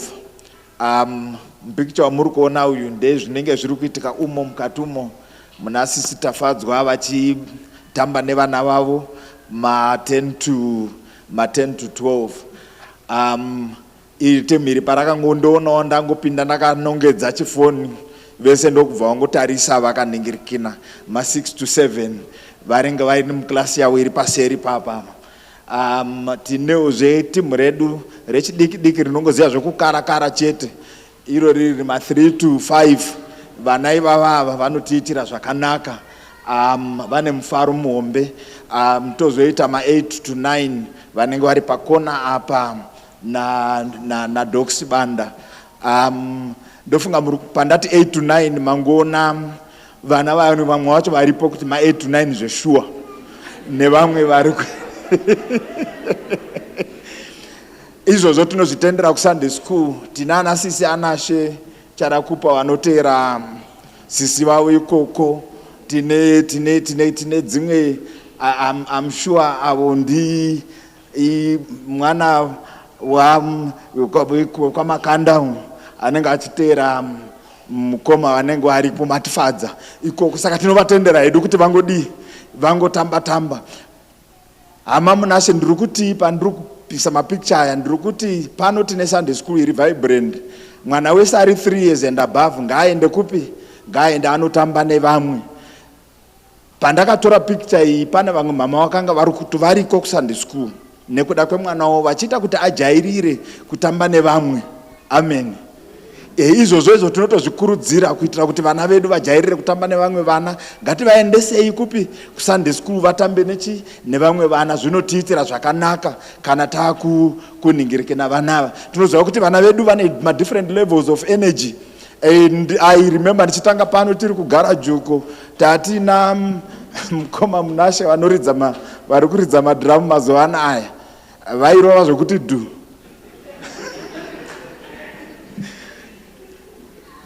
But simba ravo rinoonekwa apa ndo para kunyatso kushanda. Hallelujah. Kwete kuti vairova zvokuti du. It was just that age. Amen. I'm just joking, but I'm simply saying vana ivava tiri kutovaona vachikura, tiri kutovaona vachitiitira zvakanaka. Ndandiri kutofara tichiona English praise team. Zvese izvozvo vana ivava vaimba vari kuSunday school. Ngativaendesei vana vedu kuSunday school zvingotiitira zvakanaka. Amen. Hallelujah. Ndangoti ndipfuuro nekwe ikoko zvichingotiitira zvakanaka. Regaiwo tiuchidzane sekereke kuti we have midweek online services edu anotanga na 7 p.m. They will be online. Please just log in, follow the Facebook page Repano, uyezve be on the WhatsApp group Repano. Malinki ese zvinenge zviri kuitika apa anopostiwa pamagroup ipapo zvichingotiitira zvakanaka. Maservices edu echirungu nereshona ane mafacebook page avo, ane masocial media handles avo. Please makasununguka zvachose kubatirana navo. Zvamuri kuona papapa ndizvo mukangoenda ipapapa sezvazvakanyorwa. Rege ndanda kuda kuti ukandoklika, but sezvazvakanyorwa unoenda paunenge uri kuda kuenda. Regaiwo tiyeuchidzane kuti mufundisi vanenge vari pano musi wechipiri vanoda kuvaona makasununguka kuuya pano between 9 a.m. and 3 p.m. However, kana uri constrained netime, please book a slot. Ipo unenge wakasununguka ipapo. However, our pastor is available at any other point in time. Please, he's just a phone call away. Amen.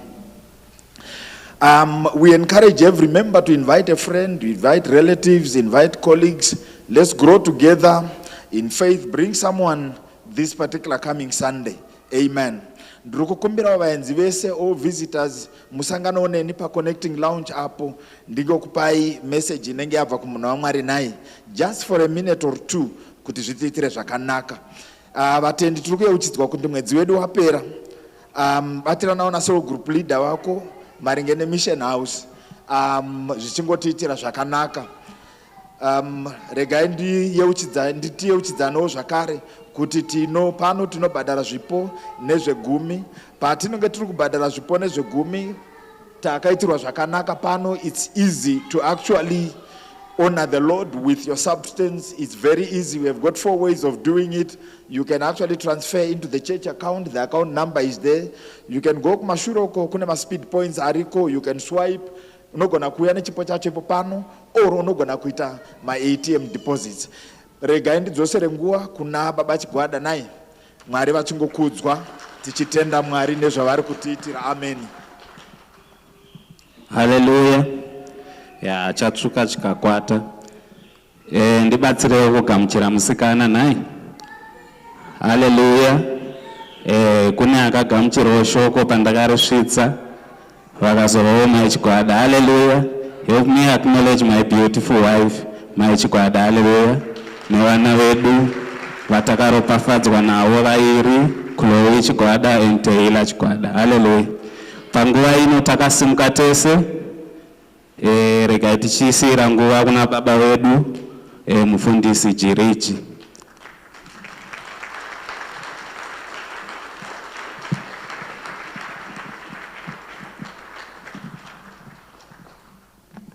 Hallelujah. Regai nditende Mwari. Baba Mudzingwa. Regai nditende Mwari nemukana wekungowanirwawo samufundisi wekushumira nekuuya pamberi penyu, because as we speak others are on the graveyard, but isusu we are here worshiping him. Let's not take for granted each and every day that the Lord has given us. Can we raise our voices and praise the name of the Lord for the gift of life in Jesus' name? Amen. Just thanking the Lord for the gift of life. Amen and amen. Regai nditende baba namai Chigwada vanga vachitungamirira zvakanaka muzita raJesu. Hallelujah. Ndigotenda zvakare Mwari nenyasha dzavatipa namagando vanga vachititungamirira muzita raJesu kuintercession nevatitungamirira kuearly intercession pamwe chete namafundisi neEnglish service muzita raJesu. Hallelujah.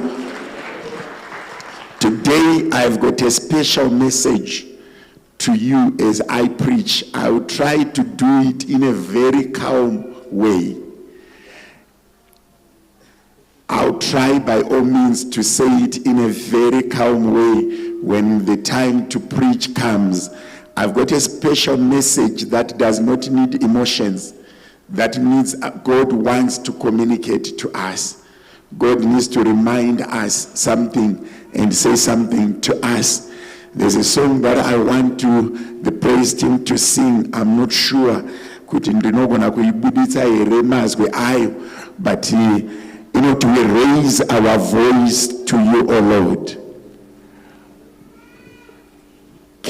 I know there could be many like that. Hallelujah, hallelujah, we raise. Can somebody sing it? Just 2 stanzas. Kutinasi, we want to raise our voices to you, O Lord. I think Sunday school, our English praise team once sang that song with power. Can I see if the Shona Service can also do it? Just 2 stanzas.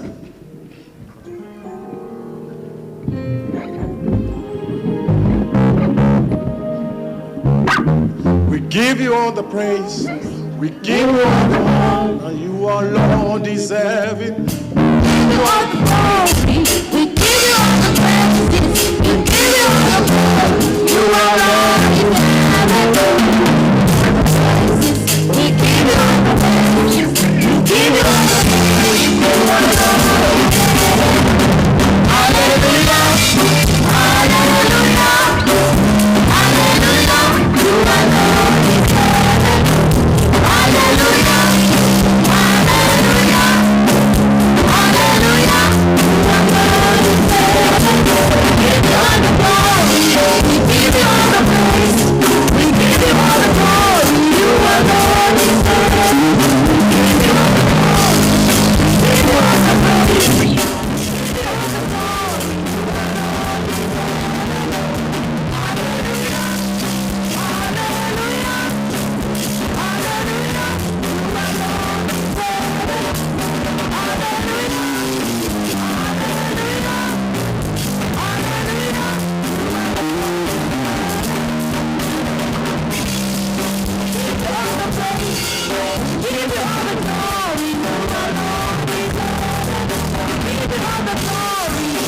you all the glory. We give you all the praise.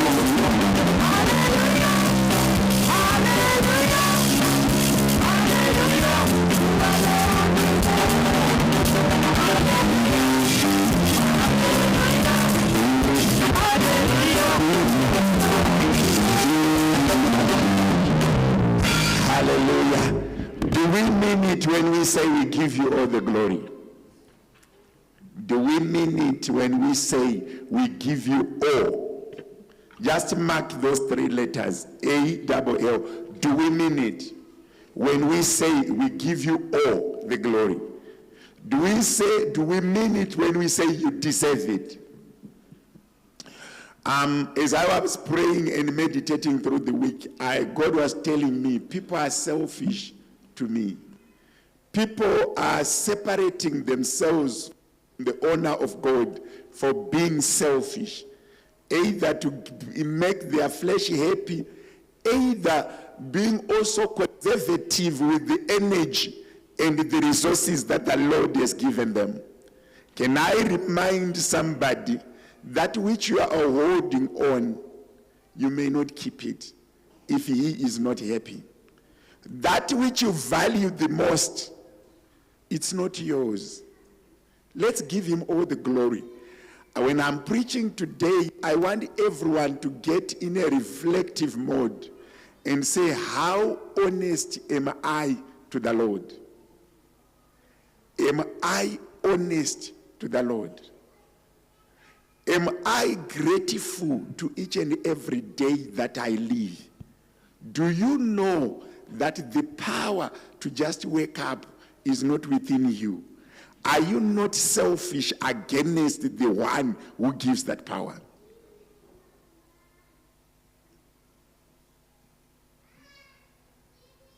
I just want us to reflect if we are living a life that acknowledges our limitations, or we have ignored all the limitations and we become our own bosses.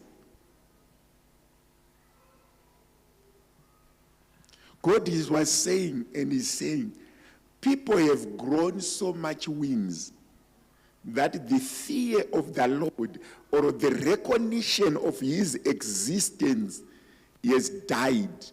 People are selfish. People are selfish on money. People are selfish on time. People are selfish in glory. Do we give all the glory? Do we acknowledge when you walk out into a house, you see the cabinet of food, and do you acknowledge that the power to put salt in that drawer is not yours? Do you acknowledge that the power to buy uniform for your child every term is not within you?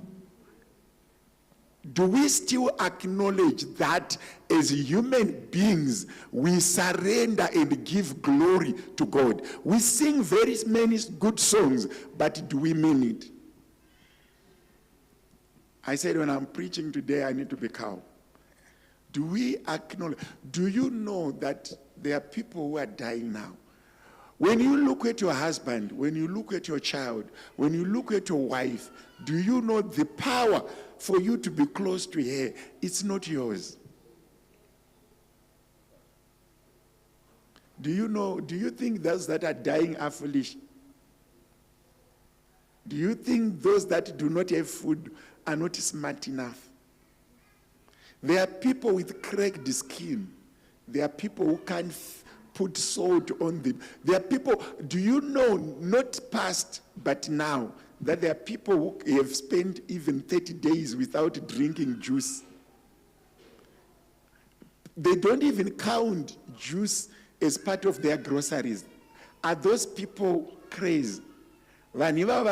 God is reminding me, he was saying to me, go and tell my people that whatever they have is because of the vineyard that I've given them.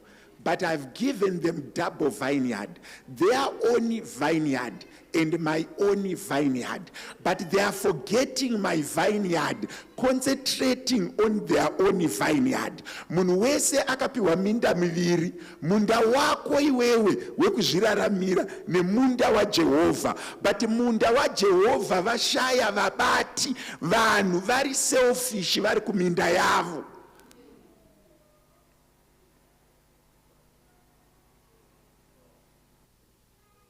Do you know kuti kuchechi kunogona kushaya matishu kuine munhu ane savings account ine mari inofara 500 asina kana basa nazvo? As long as his vineyard is okay, yaMwari haina basa. Ndafarira vabva pano vanga vachitaura kuti Jesu akaita mabasa makuru muBethani akabuda aine nzara. Vachibva kunoporesa vanhu vari muguta rine zvese, but when he left he was hungry. Mwari vari kuti mangwanani ano hakuna here vanhu vanofanira kuita reconsider and leverage kuti kumunda kwavo kwavakapiwa nemunda waMwari pave nebalance, kurege kuwandira kumunda kwavo, kumunda kwaMwari kwakaoma, kumbozvibvunza kuti okay, nesimba rese randakapiwa naShe chii chandiri kuvaitirawo inini semunhu? Nezvese zvandinazvo chii chandiri kuitavo pabasa raMwari? Just self-reflection. Vana baba nana mai, unogona kumuka uine mota 10. You can wake up in a 10 cars. You can wake up in a utano. You can wake up in a fat account. But that power is an owner. Kungozvirangaridzawo semunhu kuti am I doing enough for the kingdom? People are even busy on Sundays. out of the seventh day. These days, no pastor is talking about a Sabbath. No pastor is talking about the value of Sunday. People just stop coming to church because they plan to work on Sunday. Are you considering kuti rimwe zuva muridzi akati chengeta Sabbath akakurambidza kushanda hauzoshandi kubva Monday yacho kusvika Sunday? Munhu anobuda chechi iri pakati kuti I want to go do this. Why are we not valuing kungobalancisa kuti our vineyard and God's vineyard pangova kungotiwo une chiremera chekungo acknowledgeawo kuti simba randinaro.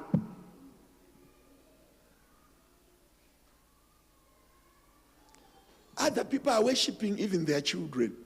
They value their children more than God who gave them the children. Munoziva here kuti vana vatinavo, or some of you like me, vane vana, very soon you do not have a say upon your child. They will take their own course. They will make their own decisions. Tadi tatenda mwari navo vanava. Mwari vaenda navo kwa vanofana kuenda navo. Tirege kushandisa kuziva kwedu. You will not choose a husband for your daughter. You will not choose a wife for your son. You will neither choose their character. Zvichakondororwa munzvimbo dzemweya. Namwari wacho watiri kumboignore. There is so much chijairira cheshoko raMwari.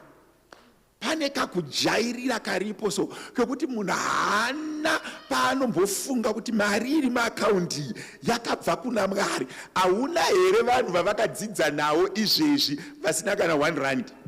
Hauna here? Why are you greedy? Why are you not balancing the vineyards? Hatina here dzimwe hama dzekuti unozoti uyai ndikunda kuchikoro, uyai ita zvakati, but haana kana hembe yekupfeka. When God bless us, there is this complacence. The more people get resources, the more they ignore who God is. Unoona kuti kune munhu wekuti pamwedzi anogona kuwana 60,000, anouya neoffering ye20 rand. Munhu ari kushanda mumba anowana 3,000, anouyawo neoffering ye20 rand. Une zvivindi zvekukanganwa kuti kukura kusvika uko, it was not wisdom. Pane nyasha dzakabvisa munhu apa. Unoona kune munhu kuti anoita zvivindi zvekusatomborogwa nehana, zvokuti anotouya kuchechi asina kana offering, achitoti haana mari, achibuda munhu akutonogerwa musoro. Are we considering who God is? Do we value who he is? Do we even understand who he is and what we ought to do?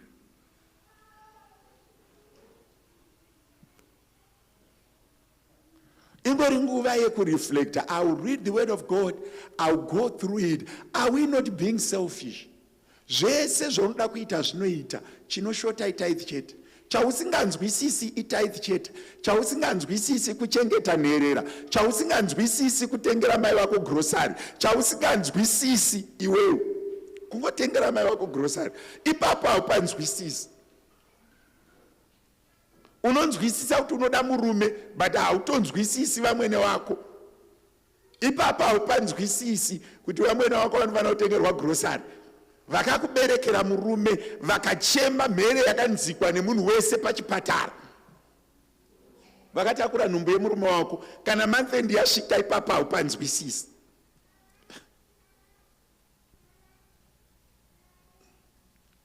Vanoroya haupanzwisisi.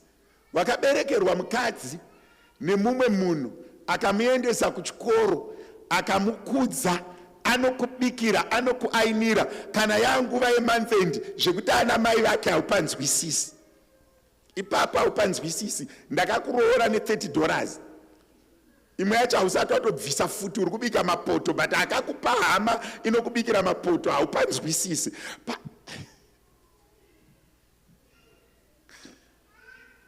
Tine varume vari munhu wekuti ukamuona unofunga kuti akakwana, asi akana kubvisa pfuma, akasunga tai. But anenge achishusha zvekushusha zviya. Ndakakuroora, ndakakuroora. Unotya umwe. Bhaibheri robva rati awana mukadzi, awana chinhu chakanaka, but unomurova, unomutuka, unomushauda, unomupa mazita. Muri kutya Mwari here? Muri kutya Mwari here? Kungobalanzisa also. Kungofunga kuti, what am I doing? The way I live, does it honor God? The way I do things, does it honor who God is? Munhu wese anozva kuti 10 rand haitengi, but kuchechi inoiswa muoffering basket. Pana imwe musi wandakashanya kuna vamwe vanhu vandibikira chikafu chinonaka. Kandichengeta mari idzodzo toda change yekuisa kuoffering. Zvima 10 rand, chengeta mari iyoyo, toda change yekuisa kuoffering. Kureva kuti isina kuchinjika, haisi yaMwari.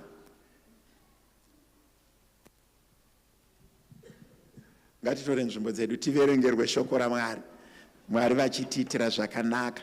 Dai ndoda kuedza kutaura zvishoma kuti I want to speak as few words as possible kutera kuti zvirege kurasika.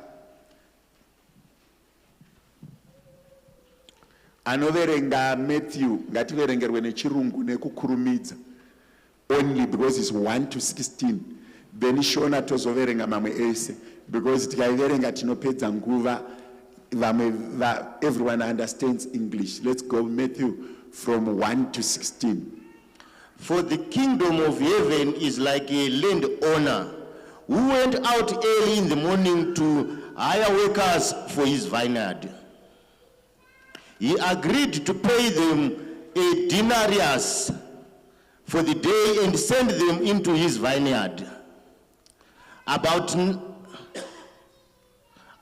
9 in the morning, he went out and saw others standing in the marketplace doing nothing. He told them, "You always go and work out in the vineyard, and I will pay you whatever is right."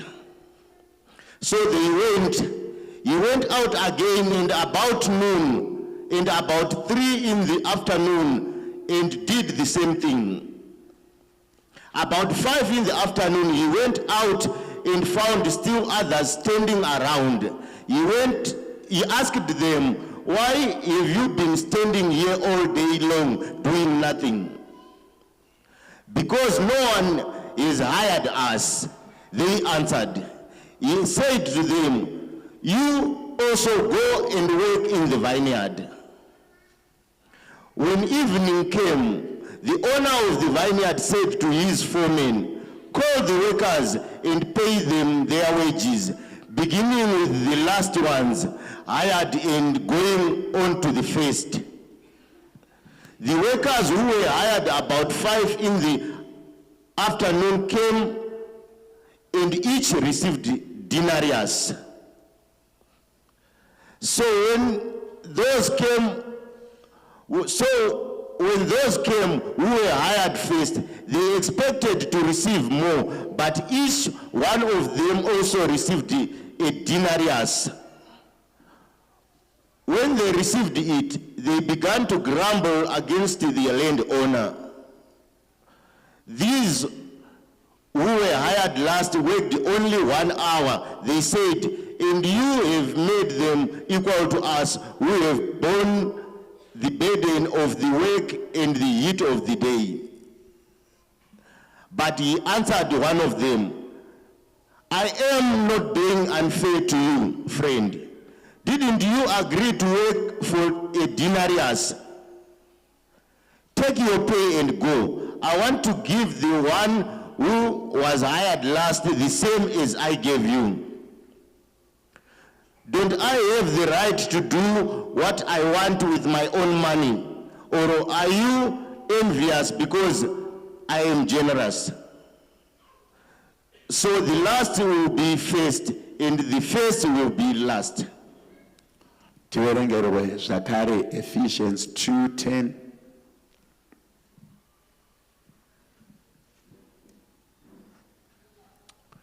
Book of Ephesians chapter number 2 verse 10. Nekuti tiri basa raMwari rakasikwa muna Kristu Jesu kuti tiite mabasa akanaka akagadzirwa naMwari kare kuti tiaite.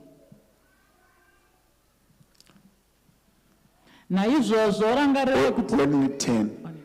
Let's go. For we are God's handwork, created in Christ Jesus to do good works which God prepared in advance for us to do. Genesis 1:28. Mwari akavaropafadza akati kwavari, berekanai muwande, zadzai nyika uye mubate ushe pamusoro payo. Muve nesimba pamusoro pewewe dzegungwa, nepamusoro peshiri dzedenga, nepamusoro pezvisikwa zvipenyu zvinokambaira panyika. God blessed them and said to them, be fruitful and increase in number, fill the earth and subdue it. Rule over the fish in the sea and the birds in the sky and over every living creature that moves on the ground. Hallelujah. Mwari varopafadze kuverengwa kweevhangeri. May God bless the reading of his word nevaiverenga. and those who are reading. Vabatsirewo vanyamunga pavachadzokera kumba. May also they help Nyamunga when he's going back home. Because vachazomakwa nevana vavo maverengeri avaita shoko raMwari.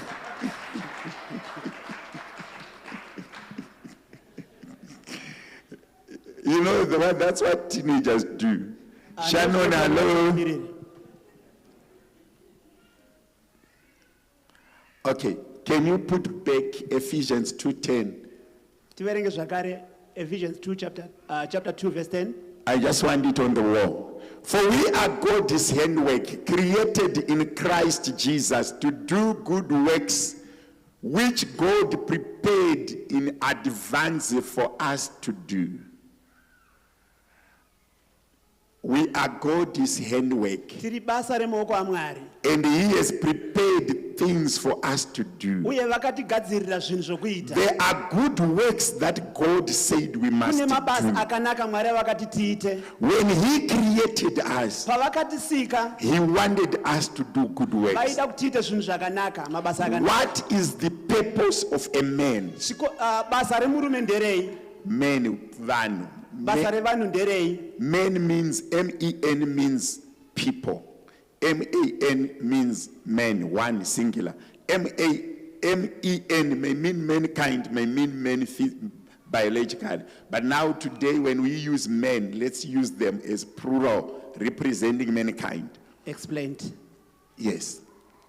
So now, when God created man, Mwari pavakasika munhu, he had prepared a man to do his work. vakamusika kuti aite basa rakanaka. Mwari vakapa munhu munda wavo. God gave men a vineyard. Vakazopa munhu munda vake. And he also gave men his vineyard. Kureva kuti munhu. That means men ane munda washe wekuita. Has God's vineyard. Uye ane munda wake wekuita. And he also has his own vineyard to work on. 6 days pasvondo. Pamazuva 6. Ndeyako iwewe semunhu. They are yours as a person. Vechi-7. The 7th one. Nderekurumbidzwa kwezita raJehovha. Is the adornment of God. Kureva kuti iyoyo itori principle yaMwari. Zvichireva kuti iyi principle yaMwari. Inofanira kuzadziswa. That must be fulfilled. Munhu akagara. When a person is seated, ngaazive kuti one day pasvondo. He must know that one day in a week nderaMwari is for God. Handise chimwe chinhu pazuva iri. I'm not going to occupy it with anything. Ndinoremekedza zuva iri. I respect this day. Pamari yawakapiwa naMwari. In the month that God has given you, yaunoshanda Monday to Saturday, that you work on these days, you 10% ndeyaMwari. The 10% is for God. 90% ndeyako. Then the rest is yours, which is 90%. Kureva kuti munhu asingadaro, which means the person who doesn't do that. Ari kurara ndatisiyai that scripture iri pamadziro. Munhu ari kutadza. A person who is failing kuzadzikisa, to fulfill, akanganwa pakanzi cry in Christ Jesus, forgetting this verse, to do good works. Kuita mabasa akanaka. Munhu anodarika nherera dzekwaakaberekwa. A person who forgets offense kumuri yaakaberekwa, where he was born, ari kukanganwa. He is forgetting. Vanhu vemedia muri kurasika papi? I want that scripture to stay there, not my face.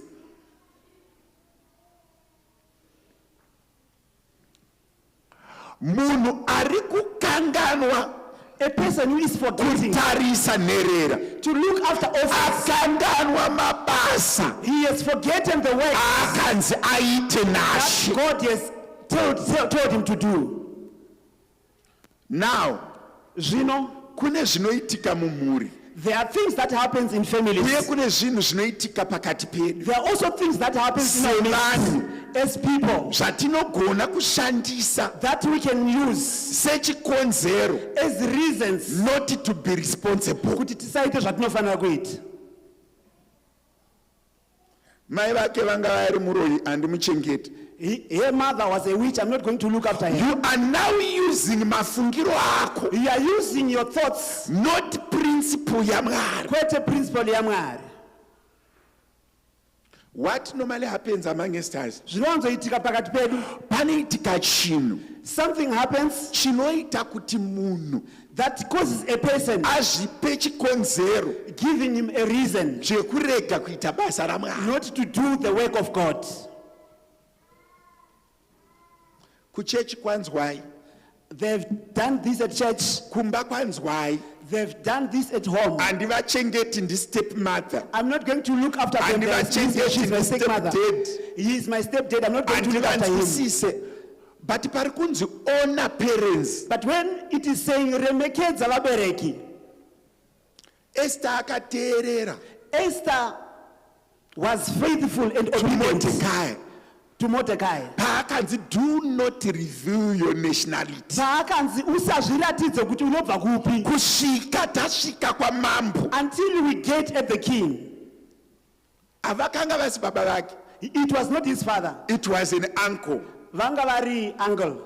Kune vanhu vakawanda wekuti when the word of God is coming, there are a lot of people when it's packaged rinenge rakazadzwa in a way that gives you reasons not to do it. Munzira yekuti uve nezvikonzero zvekusazviita. Do you know people? It's not like people are not hearing the word of God. The problem is people are not actioning the word of God.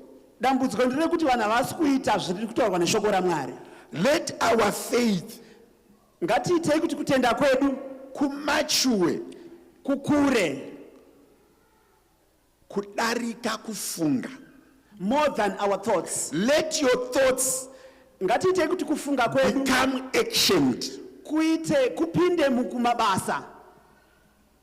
Chii chavakagadzirirwa naMwari? What is it God has what designed purpose that God has made you for? Mwari vakagadzirira kuti uitei. I just want everyone to reflect. Ndoda kuti tese timbofunga. What are you doing in the kingdom of God? Uri kuitei muumambo waMwari? What excuses are you giving not to do it? Ndezvipi zvikonzero zvauri kupa kuti usazviite? 9 out of 10 people don't do God's work. They don't need commitment. Vanhu munhu mumwe chete pagumi havasi kuita basa raMwari. Vanhu havasi kuda kupa commitment. That burden of God's work. That burden iyo yebasa raMwari.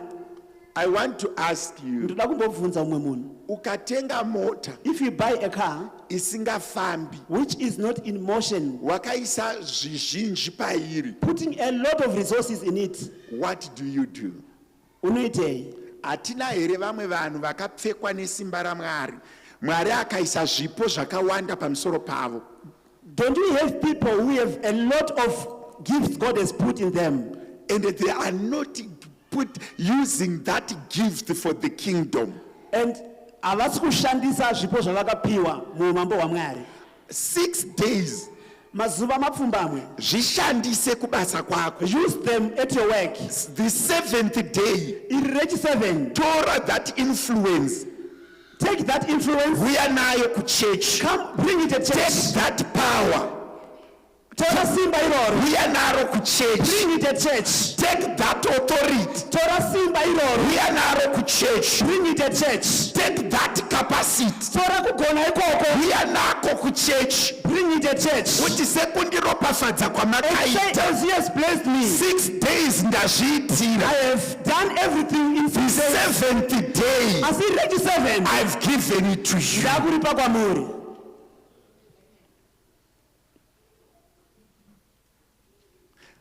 Every one of us, munocha chakuvadza church.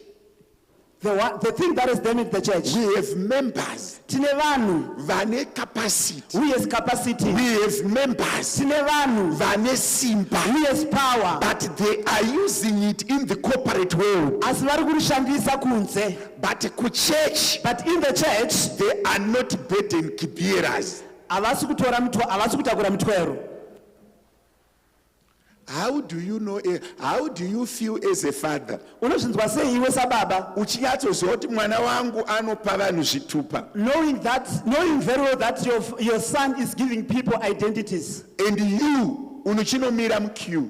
But you queue when you go there. Uchinobhega.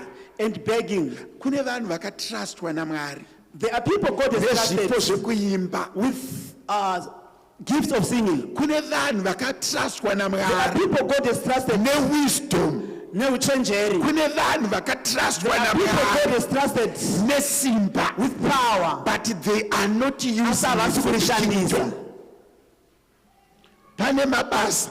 There are works atakagadzirirwa. God has. When God is making you, Mwari pavakakugadzira, vari kukupa simba. He is giving you power. Vari kukupa njere. He is giving you wisdom. Vari kukupa understanding. He is giving you understanding. So that His kingdom kuitira kuti umambo wake hugobenefita pauri. Benefits in you.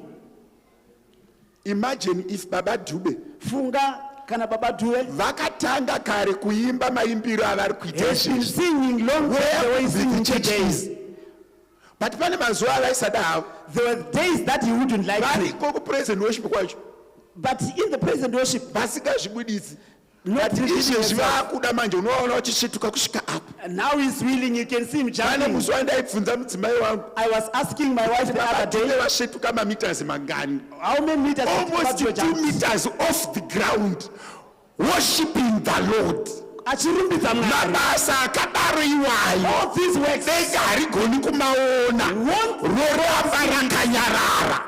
Kana murume mukuru akasveduka achiti makaisa simba mandiri. Ndiri kurishandisa Monday to Friday. But Sunday handidzokeri naro kumba. Ndinorisiya mumba menyu. It in your house. Kune vanhu vakaropafadzwa naMwari. Kune vanhu vane zvipo zviri hidden. Kune vanhu vane simba riri hidden. Ngatiuyei tirishandise kubasa raMwari. Kuti kuridzwa kakusika vakatarisa kudenga. Vanoti tarisai panyika muone zvatakagadzira. And see what I've created. Let us make men in our own image, so that they may multiply and increase and take dominion.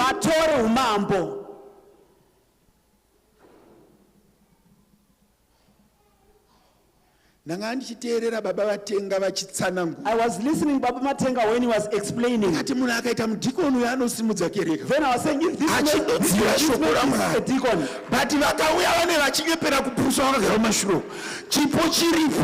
he is gifted. Chipo chiripo chirikukoda mukana wekuti Mwari wisdom yamakaisa mandiri kana ndaishandisa kubasa kaloya Sunday ndoishandisa futi kupi kuchechi. I will use the wisdom that you gave me and you at my work. I also use it in the house of God. The gift. It means the gift. Haifaniri kushanda on your vineyard only. Mustn't be used in the church. We are futi kumunda wani. It must also come in the vineyard of God. Every gift that is upon your life. They were prepared in advance for us to do. There are orphans God has put in your life, but you are ignoring them. kune mabasa atakagadzirirwa There are works God has prepared for us to do. zvakanaka There are good things kuti God has prepared us to do. You are not in this congregation as a mistake. You Ausi muungano ino ne are not in this place as a mistake. Ausi panzvimbo ino ne Pauri mistake. pane chipo chiri pauri chinofanira kushanda panzvimbo. There is a gift in you that you must work in this place. Imagine kuti each and every one of us chimbofunga kuti dei mwoyo wedu pakati akatendeka nepfuma yake, is faithful with his wealth, akatendeka nesimba rake, is faithful in his power, akatendeka with their gifts. If they are faithful in their gifts, chipo chiri pauri, the gifts that are in you. Apana munhu asina gift. There is no one without a gift. But mamwe acho hatisi kuda kuapa Jehovah. But other gifts we are not using it for the kingdom of God. We just want to use it for ourselves. Let's act on our belief. Kutenda kwedu ngatikushandisei. Let's use our faith. Kuteerera kuno kuna chibayiro. Kuno kuna chibayiro. Kuteerera kuno kuna chibayiro. Kuno kuna chibayiro. Pakati penyu pari kushaya munhu ane confidence. One word, one person pick me and I preach. Mukatadza ndopa maifundisi mic. Why are you stammering? Ndiri kukutsvaga pamic. Just speak conviction. Just one indication. Pick it up until we finish. Ngatangidze futi kuteerera kuno kuna chibayiro. Kuteerera kuno kuna chibayiro. Kuteerera kuno kuna chibayiro. Kuteerera kuno kuna chibayiro. Kuteerera kuno kuna chibayiro. Kuteerera kuno kuna chibayiro. Kuteerera kuno kuna chibayiro. Kuteerera kuno kuna chibayiro. Kuteerera kuno kuna chibayiro. Kuteerera kuno kuna chibayiro. The perspective of creation. The perspective of creation. Kana murangariro wekusikwa kwemunhu. God, when he created a man, vaigadzira munhu wekushanda naye panyika. He was making a man he could work with on earth. Kureva kuti zvavanoda kudya, that means what he wants to eat, zvavanoda kuti zviitwe, what he wants it done, zviva zvinoitwa nemunhu panyika, must be done by a person on earth. Purpose of humanity, chikonzero cheunhu kana chemunhu, relationship with God. kuva neukama naMwari. Mwari vanoda ukama nesu. God wants a relationship with us. Ukaverenga Genesis chapter number 3. If you read Genesis chapter 3, inoratidza kukanganisika kwakaita ukama hwemunhu naMwari. It shows how the disruption of God's relationship with men. Uye kunoratidza kuti wakagadziriswa sei. And it also shows how it was fixed. Every prophet, chiprofita chimwe nechimwe, every prophet, every pastor, every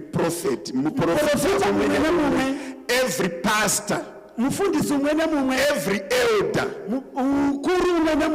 akakunzwa naMwari panyika, was brought by God on earth, kuti ukama hwake nevanhu, so that his relationship with men hunake, may be good. Stewardship. Ufudzi. When God commands humanity, kana Mwari vakaudza munhu to be fruitful and to multiply, kuti ave fruitful uye kuti awande, vari kuti ivo, he is saying, ndakupa simba, I have given you authority. Ndaiverenga imwe joke. I was reading another joke. Yandaishare namaimfundisi. And I was sharing with Mamfundis. So mupurisa akasvika kuna Phineas. And he said the policeman who came to Phineas. Akati Phineas wauraya chipembere. And he said, Phineas, you have killed a rhino. ndoda kukusunga. I want to arrest you. Phineas ati zvipembere ndezvani? Then Phineas asked, who is the owner of these rhinos? Zvikanzi zvipembere ndezvenyika yeZimbabwe. And Phineas said, no, the rhinos belongs to the country of Zimbabwe. Mupurisa ndiye akadaro. It was the police saying that to Phineas. Then Phineas akati. Then Phineas said, anobonzi Zimbabwe ndiani? Who is Zimbabwe? Zvikanzi ndini newe. Then he said, it's me and you. Zvikanzi saka inini changu chipembere ndatora. Then he said, I've taken my own rhino. Anditi mati zvipembere ndezvedu. You said it's our rhino. Ichi chandauraya ichi. And this one this one was mine. Chindisiya ndiende kumba. Then please leave me go home. What am I saying? What akagadzirwa naMwari. God has designed man kuti ave a steward, so that kuti ave mufudzi. Pfuma yawakapiwa naMwari. The wealth God has given you. You are a steward. Uri mufudzi wayo. Vana vawakapiwa naMwari. The children God has given you. You are a steward. Uri mufudzi wavo. They are not yours. Havasi vako. Kana ari wako kamuuraya nhasi woti uyu ndauda kumuuraya. If it's yours, kill him today and just tell yourself. Zvasiyana nemombe. It's different from a cow. If you have your own cow, kana une mombe yako ukaiuraya, if you kill it, it's not a sin. Achisichiri. Because Mwari akakupa. Because God has given you. But a person, ukamuuraya, if you kill him, it's a sin. Because all men belongs to God. I am a steward. Tell a person next to you that I am a steward. Everything God has given me, I will preserve it. Amen and amen. Amen. Do you know that at some point? This word of being a steward. I look at this word of being a steward. I see that it has disturbed people, especially in marriages. There are people God has blessed, but they have not the art of presenting the blessing. But they doesn't have the art of presenting chipo chachu. Okay. Let me give this illustration. Today it's a Sunday afternoon. Then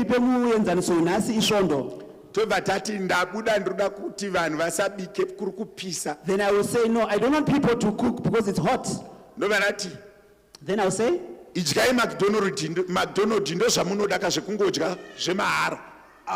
go and eat McDonald's. That's what you want. You want to eat things for free. You don't want to cook. You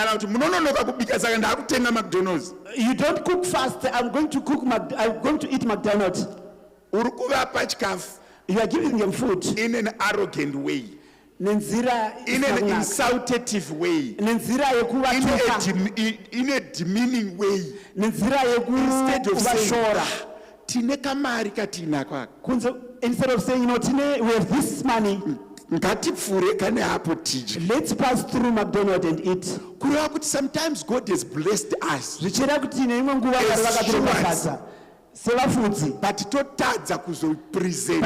fail to present or to enjoy what God has given us.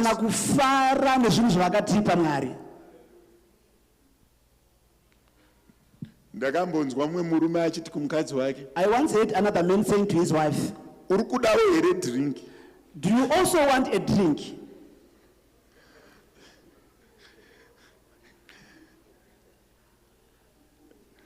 Imagine traveling with someone and no one has eaten. Do you also want a drink? Why can't you say, can you please buy cold drinks? You are a steward. He has been blessed again. The art of presentation but he might becomes nicer. When you are sending money home, $50. I have sent you $50. I don't expect you to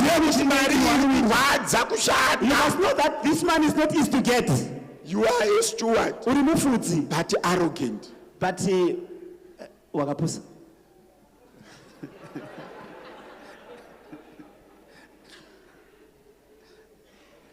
wadi wangoitumira. Why can't you just send it ungoti ndatumira mari and say I've sent money?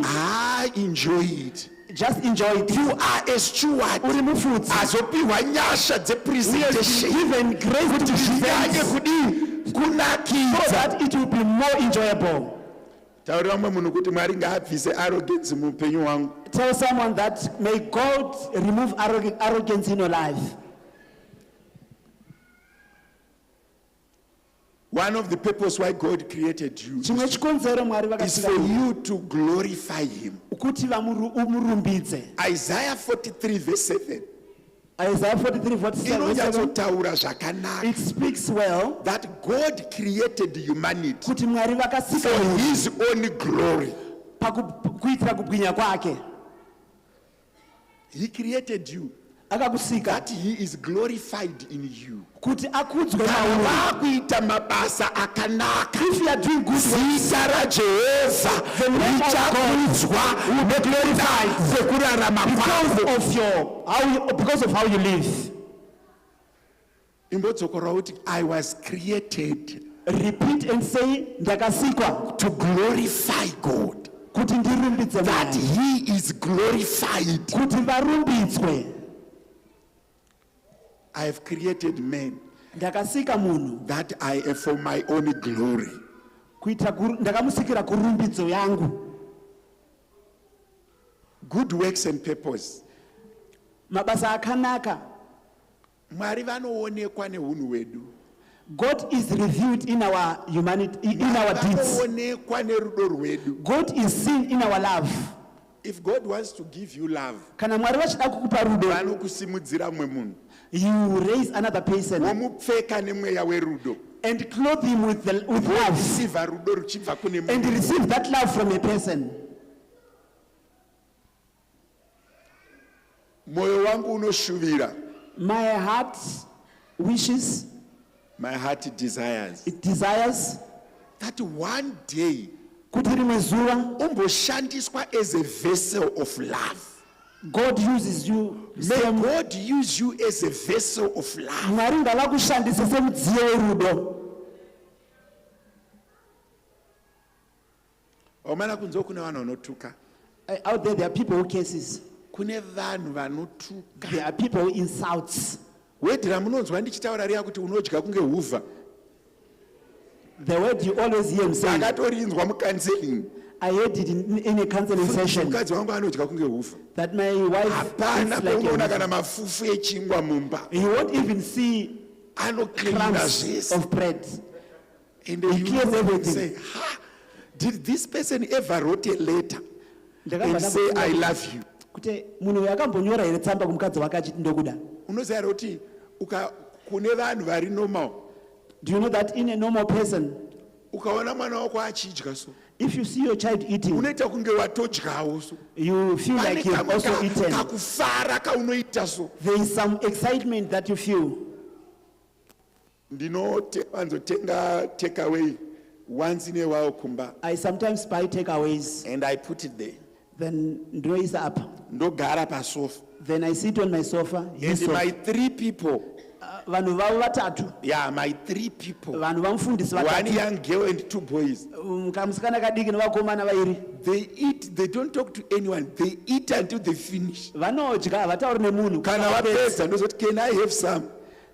Then when they are finished, I'll ask them. Did we forget? Then they'll say, baba takanganwa. Magari venyu vari mateenager kumba mumwe nditira maoko mudenga. Ukasiya drink mufiriji usati warimwa uchazorimwazve. If you leave a drink in the fridge, they eat, and at the end, with that in mind, you feel good. You feel proud that God gave me my people. But if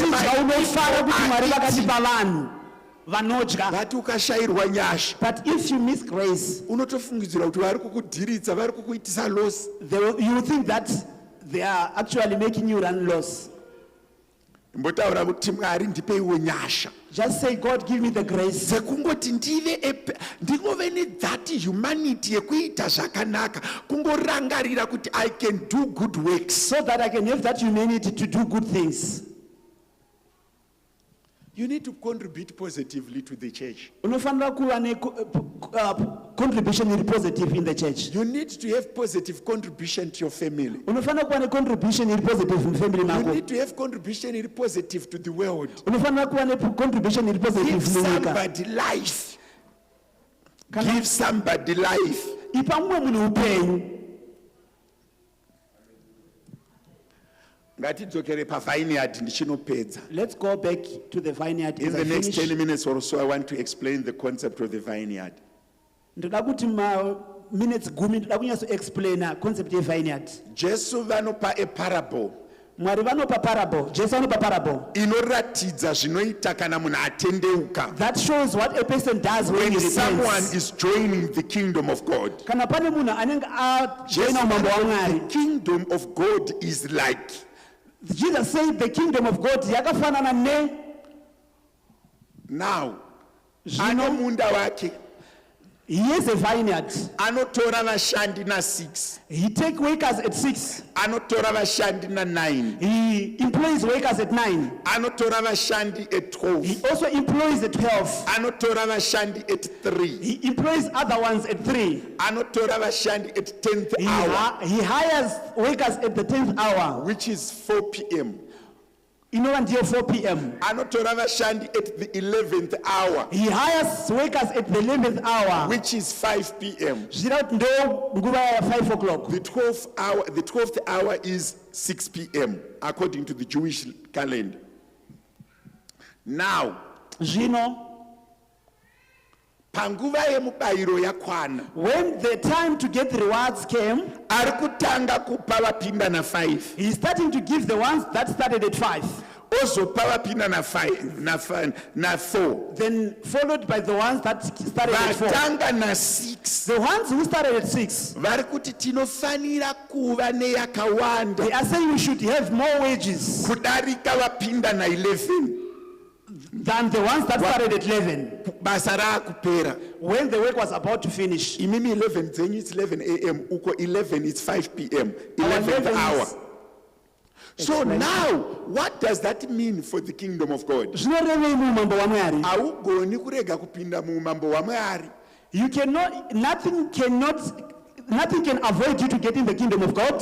Nekuti ndanonoka. Because you are late. Pawashikira ipapo. Where you started, tese tinoenda kudenga. we are also going to heaven. Hakuna denga reakatendeuka at 12. There is no heaven for the one who reakatendeuka at 60. Hakuna denga reakatendeuka at 70. Tese tinoenda all of us. We are going to heaven. Tamuchira Jesu. When we receive Jesus, we are going to heaven. Kune vamwe vari muno kuti handisati ndakushanda muchechi. They are the ones who are saying we are not yet working in the church. I arrived yesterday. Kana wapinda mukingdom yaMwari. When you get in the kingdom of God, vashandire. work for him. Mubayiro uripo. There is a reward. Ende kudenga hakuzare. And the heaven is everyone must come and work for God. Kwete zvoti ndichangosvika. Not to say I just arrived. Munoziva kune vanhu vane spirit of overtaking.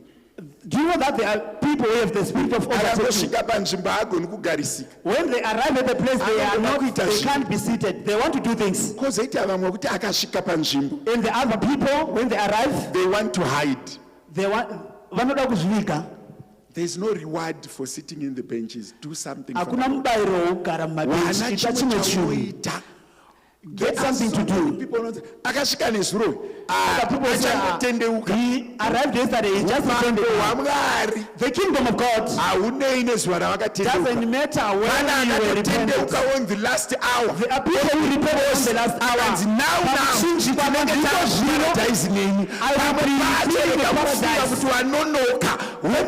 the kingdom of God doesn't consider whether you are small or big. We are all children. There is no Jew nor Greek. There is a face that says no Gentile nor Jewish. There is no wife, woman, or man. For the kingdom of God, we shall be rewarded according to our appetite of the work of God.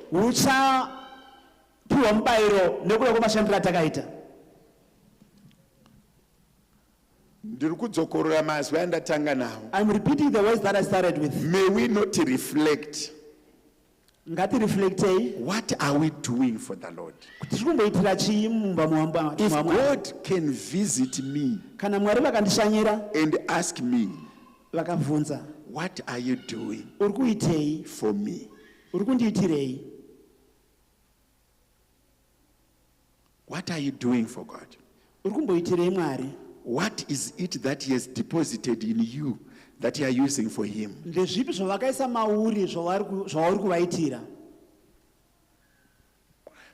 verses which we are scared to preach as pastors. That says every bank that bear fruits, God will remove it. But preaching that word, it looks like you are making people get discouraged. The reality of life. What is it that we are doing for the Lord? If we are doing, are we doing enough?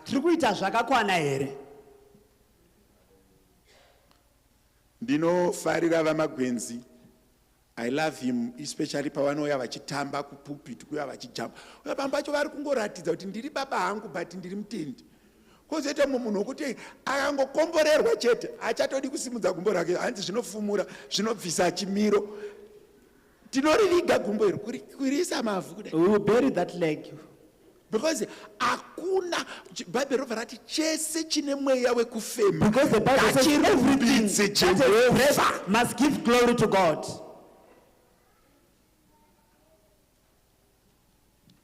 Let's work for the Lord. Let's do what God wants us to do. In our living, a couple. If you are a married couple, I'm giving you homework. Just go and ask one another. Are we doing enough? Youth, do we have youth in the house? Let's just ask ourselves, am I contributing to the kingdom?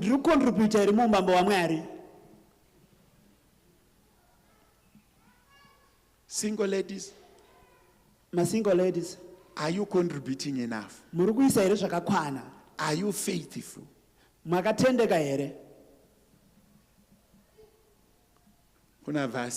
Someone is loved. Are we doing enough? Are we doing enough?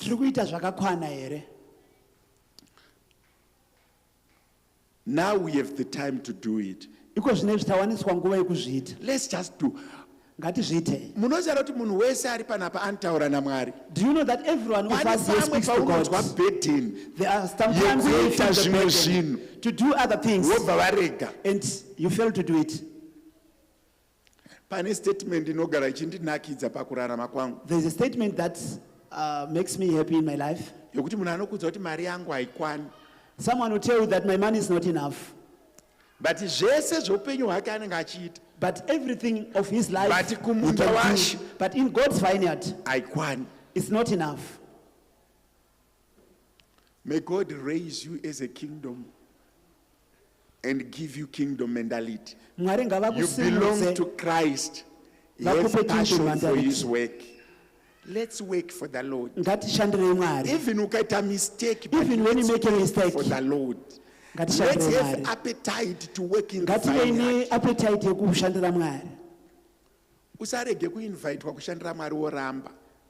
Don't deny when you are invited to work for God. Find some way of using what God has blessed you with for the kingdom. Find a way of using your capacity for the Lord.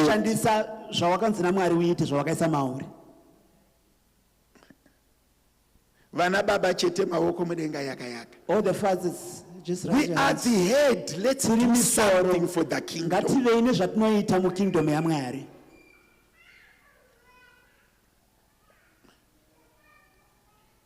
The church is going under. It needs kingdom workers.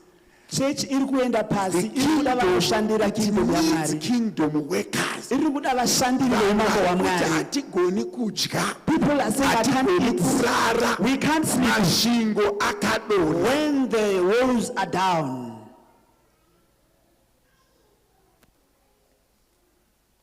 Pfungwa ndedzako. You can use them. The mind is yours. Unogona kudzishandisa. for the kingdom. paumambo hwaMwari. Kune vanhu vakawanda There are a lot of people vari kutsvaga nyasha. who are seeking for grace. Mwari ngaatibatsire. May God help us. I just want you to reflect on your life. Ndoda kuti umbozvinzvera muupenyu hwako. Can we be honest? Ngatirevesei, Can we be honest? ngative nechokwadi. Timbosvika panguva, a moment of silence. Where we get in a moment of silence. Munhu wese chimboreflecta, what are you doing with your life for God? Everyone, can we reflect on what we are doing in the kingdom of God? Off your phone, Tidzime mafoni edu, close your eyes, tivhare maziso edu, just reflect. fungisisa. What is it that you need to do for the Lord? Ndezvipi zvaunoda kuitira Mwari? Allow the Holy Spirit to talk to you now. Tendera Mweya Mutsvene ataure nawe. What is it that He wants you to do Ndezvipi zvaunoda in His kuita vineyard? mumunda wake?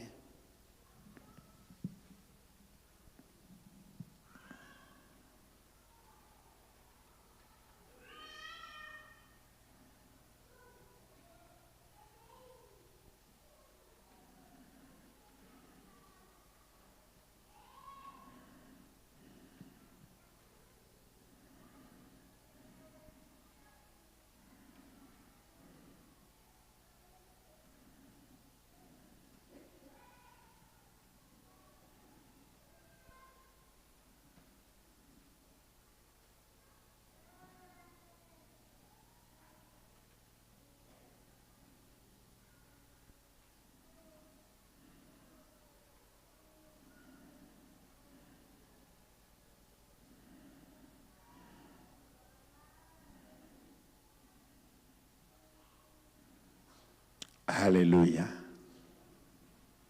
I just want us to sing one song Tichakumbira tiimbe rwiyo rumwe chete. and pray.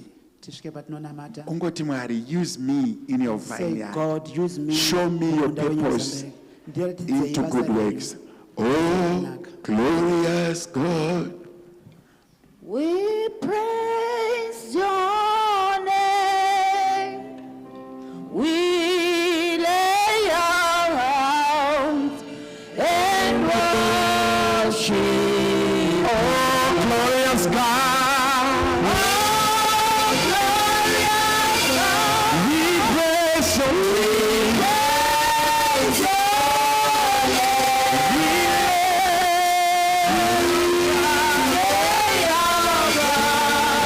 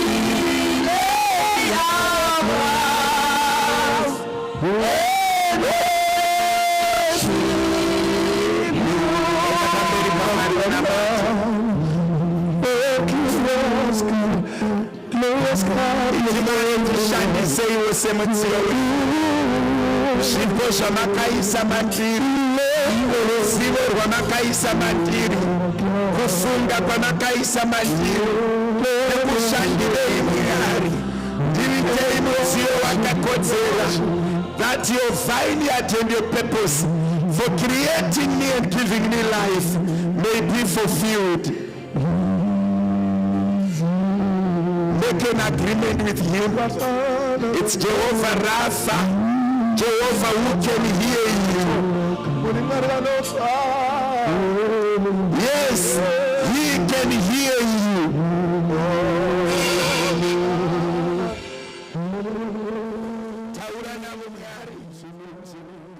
Ndishandisei mudziyo, iti Mwari simba ramakaisa mandiri, ndarishande.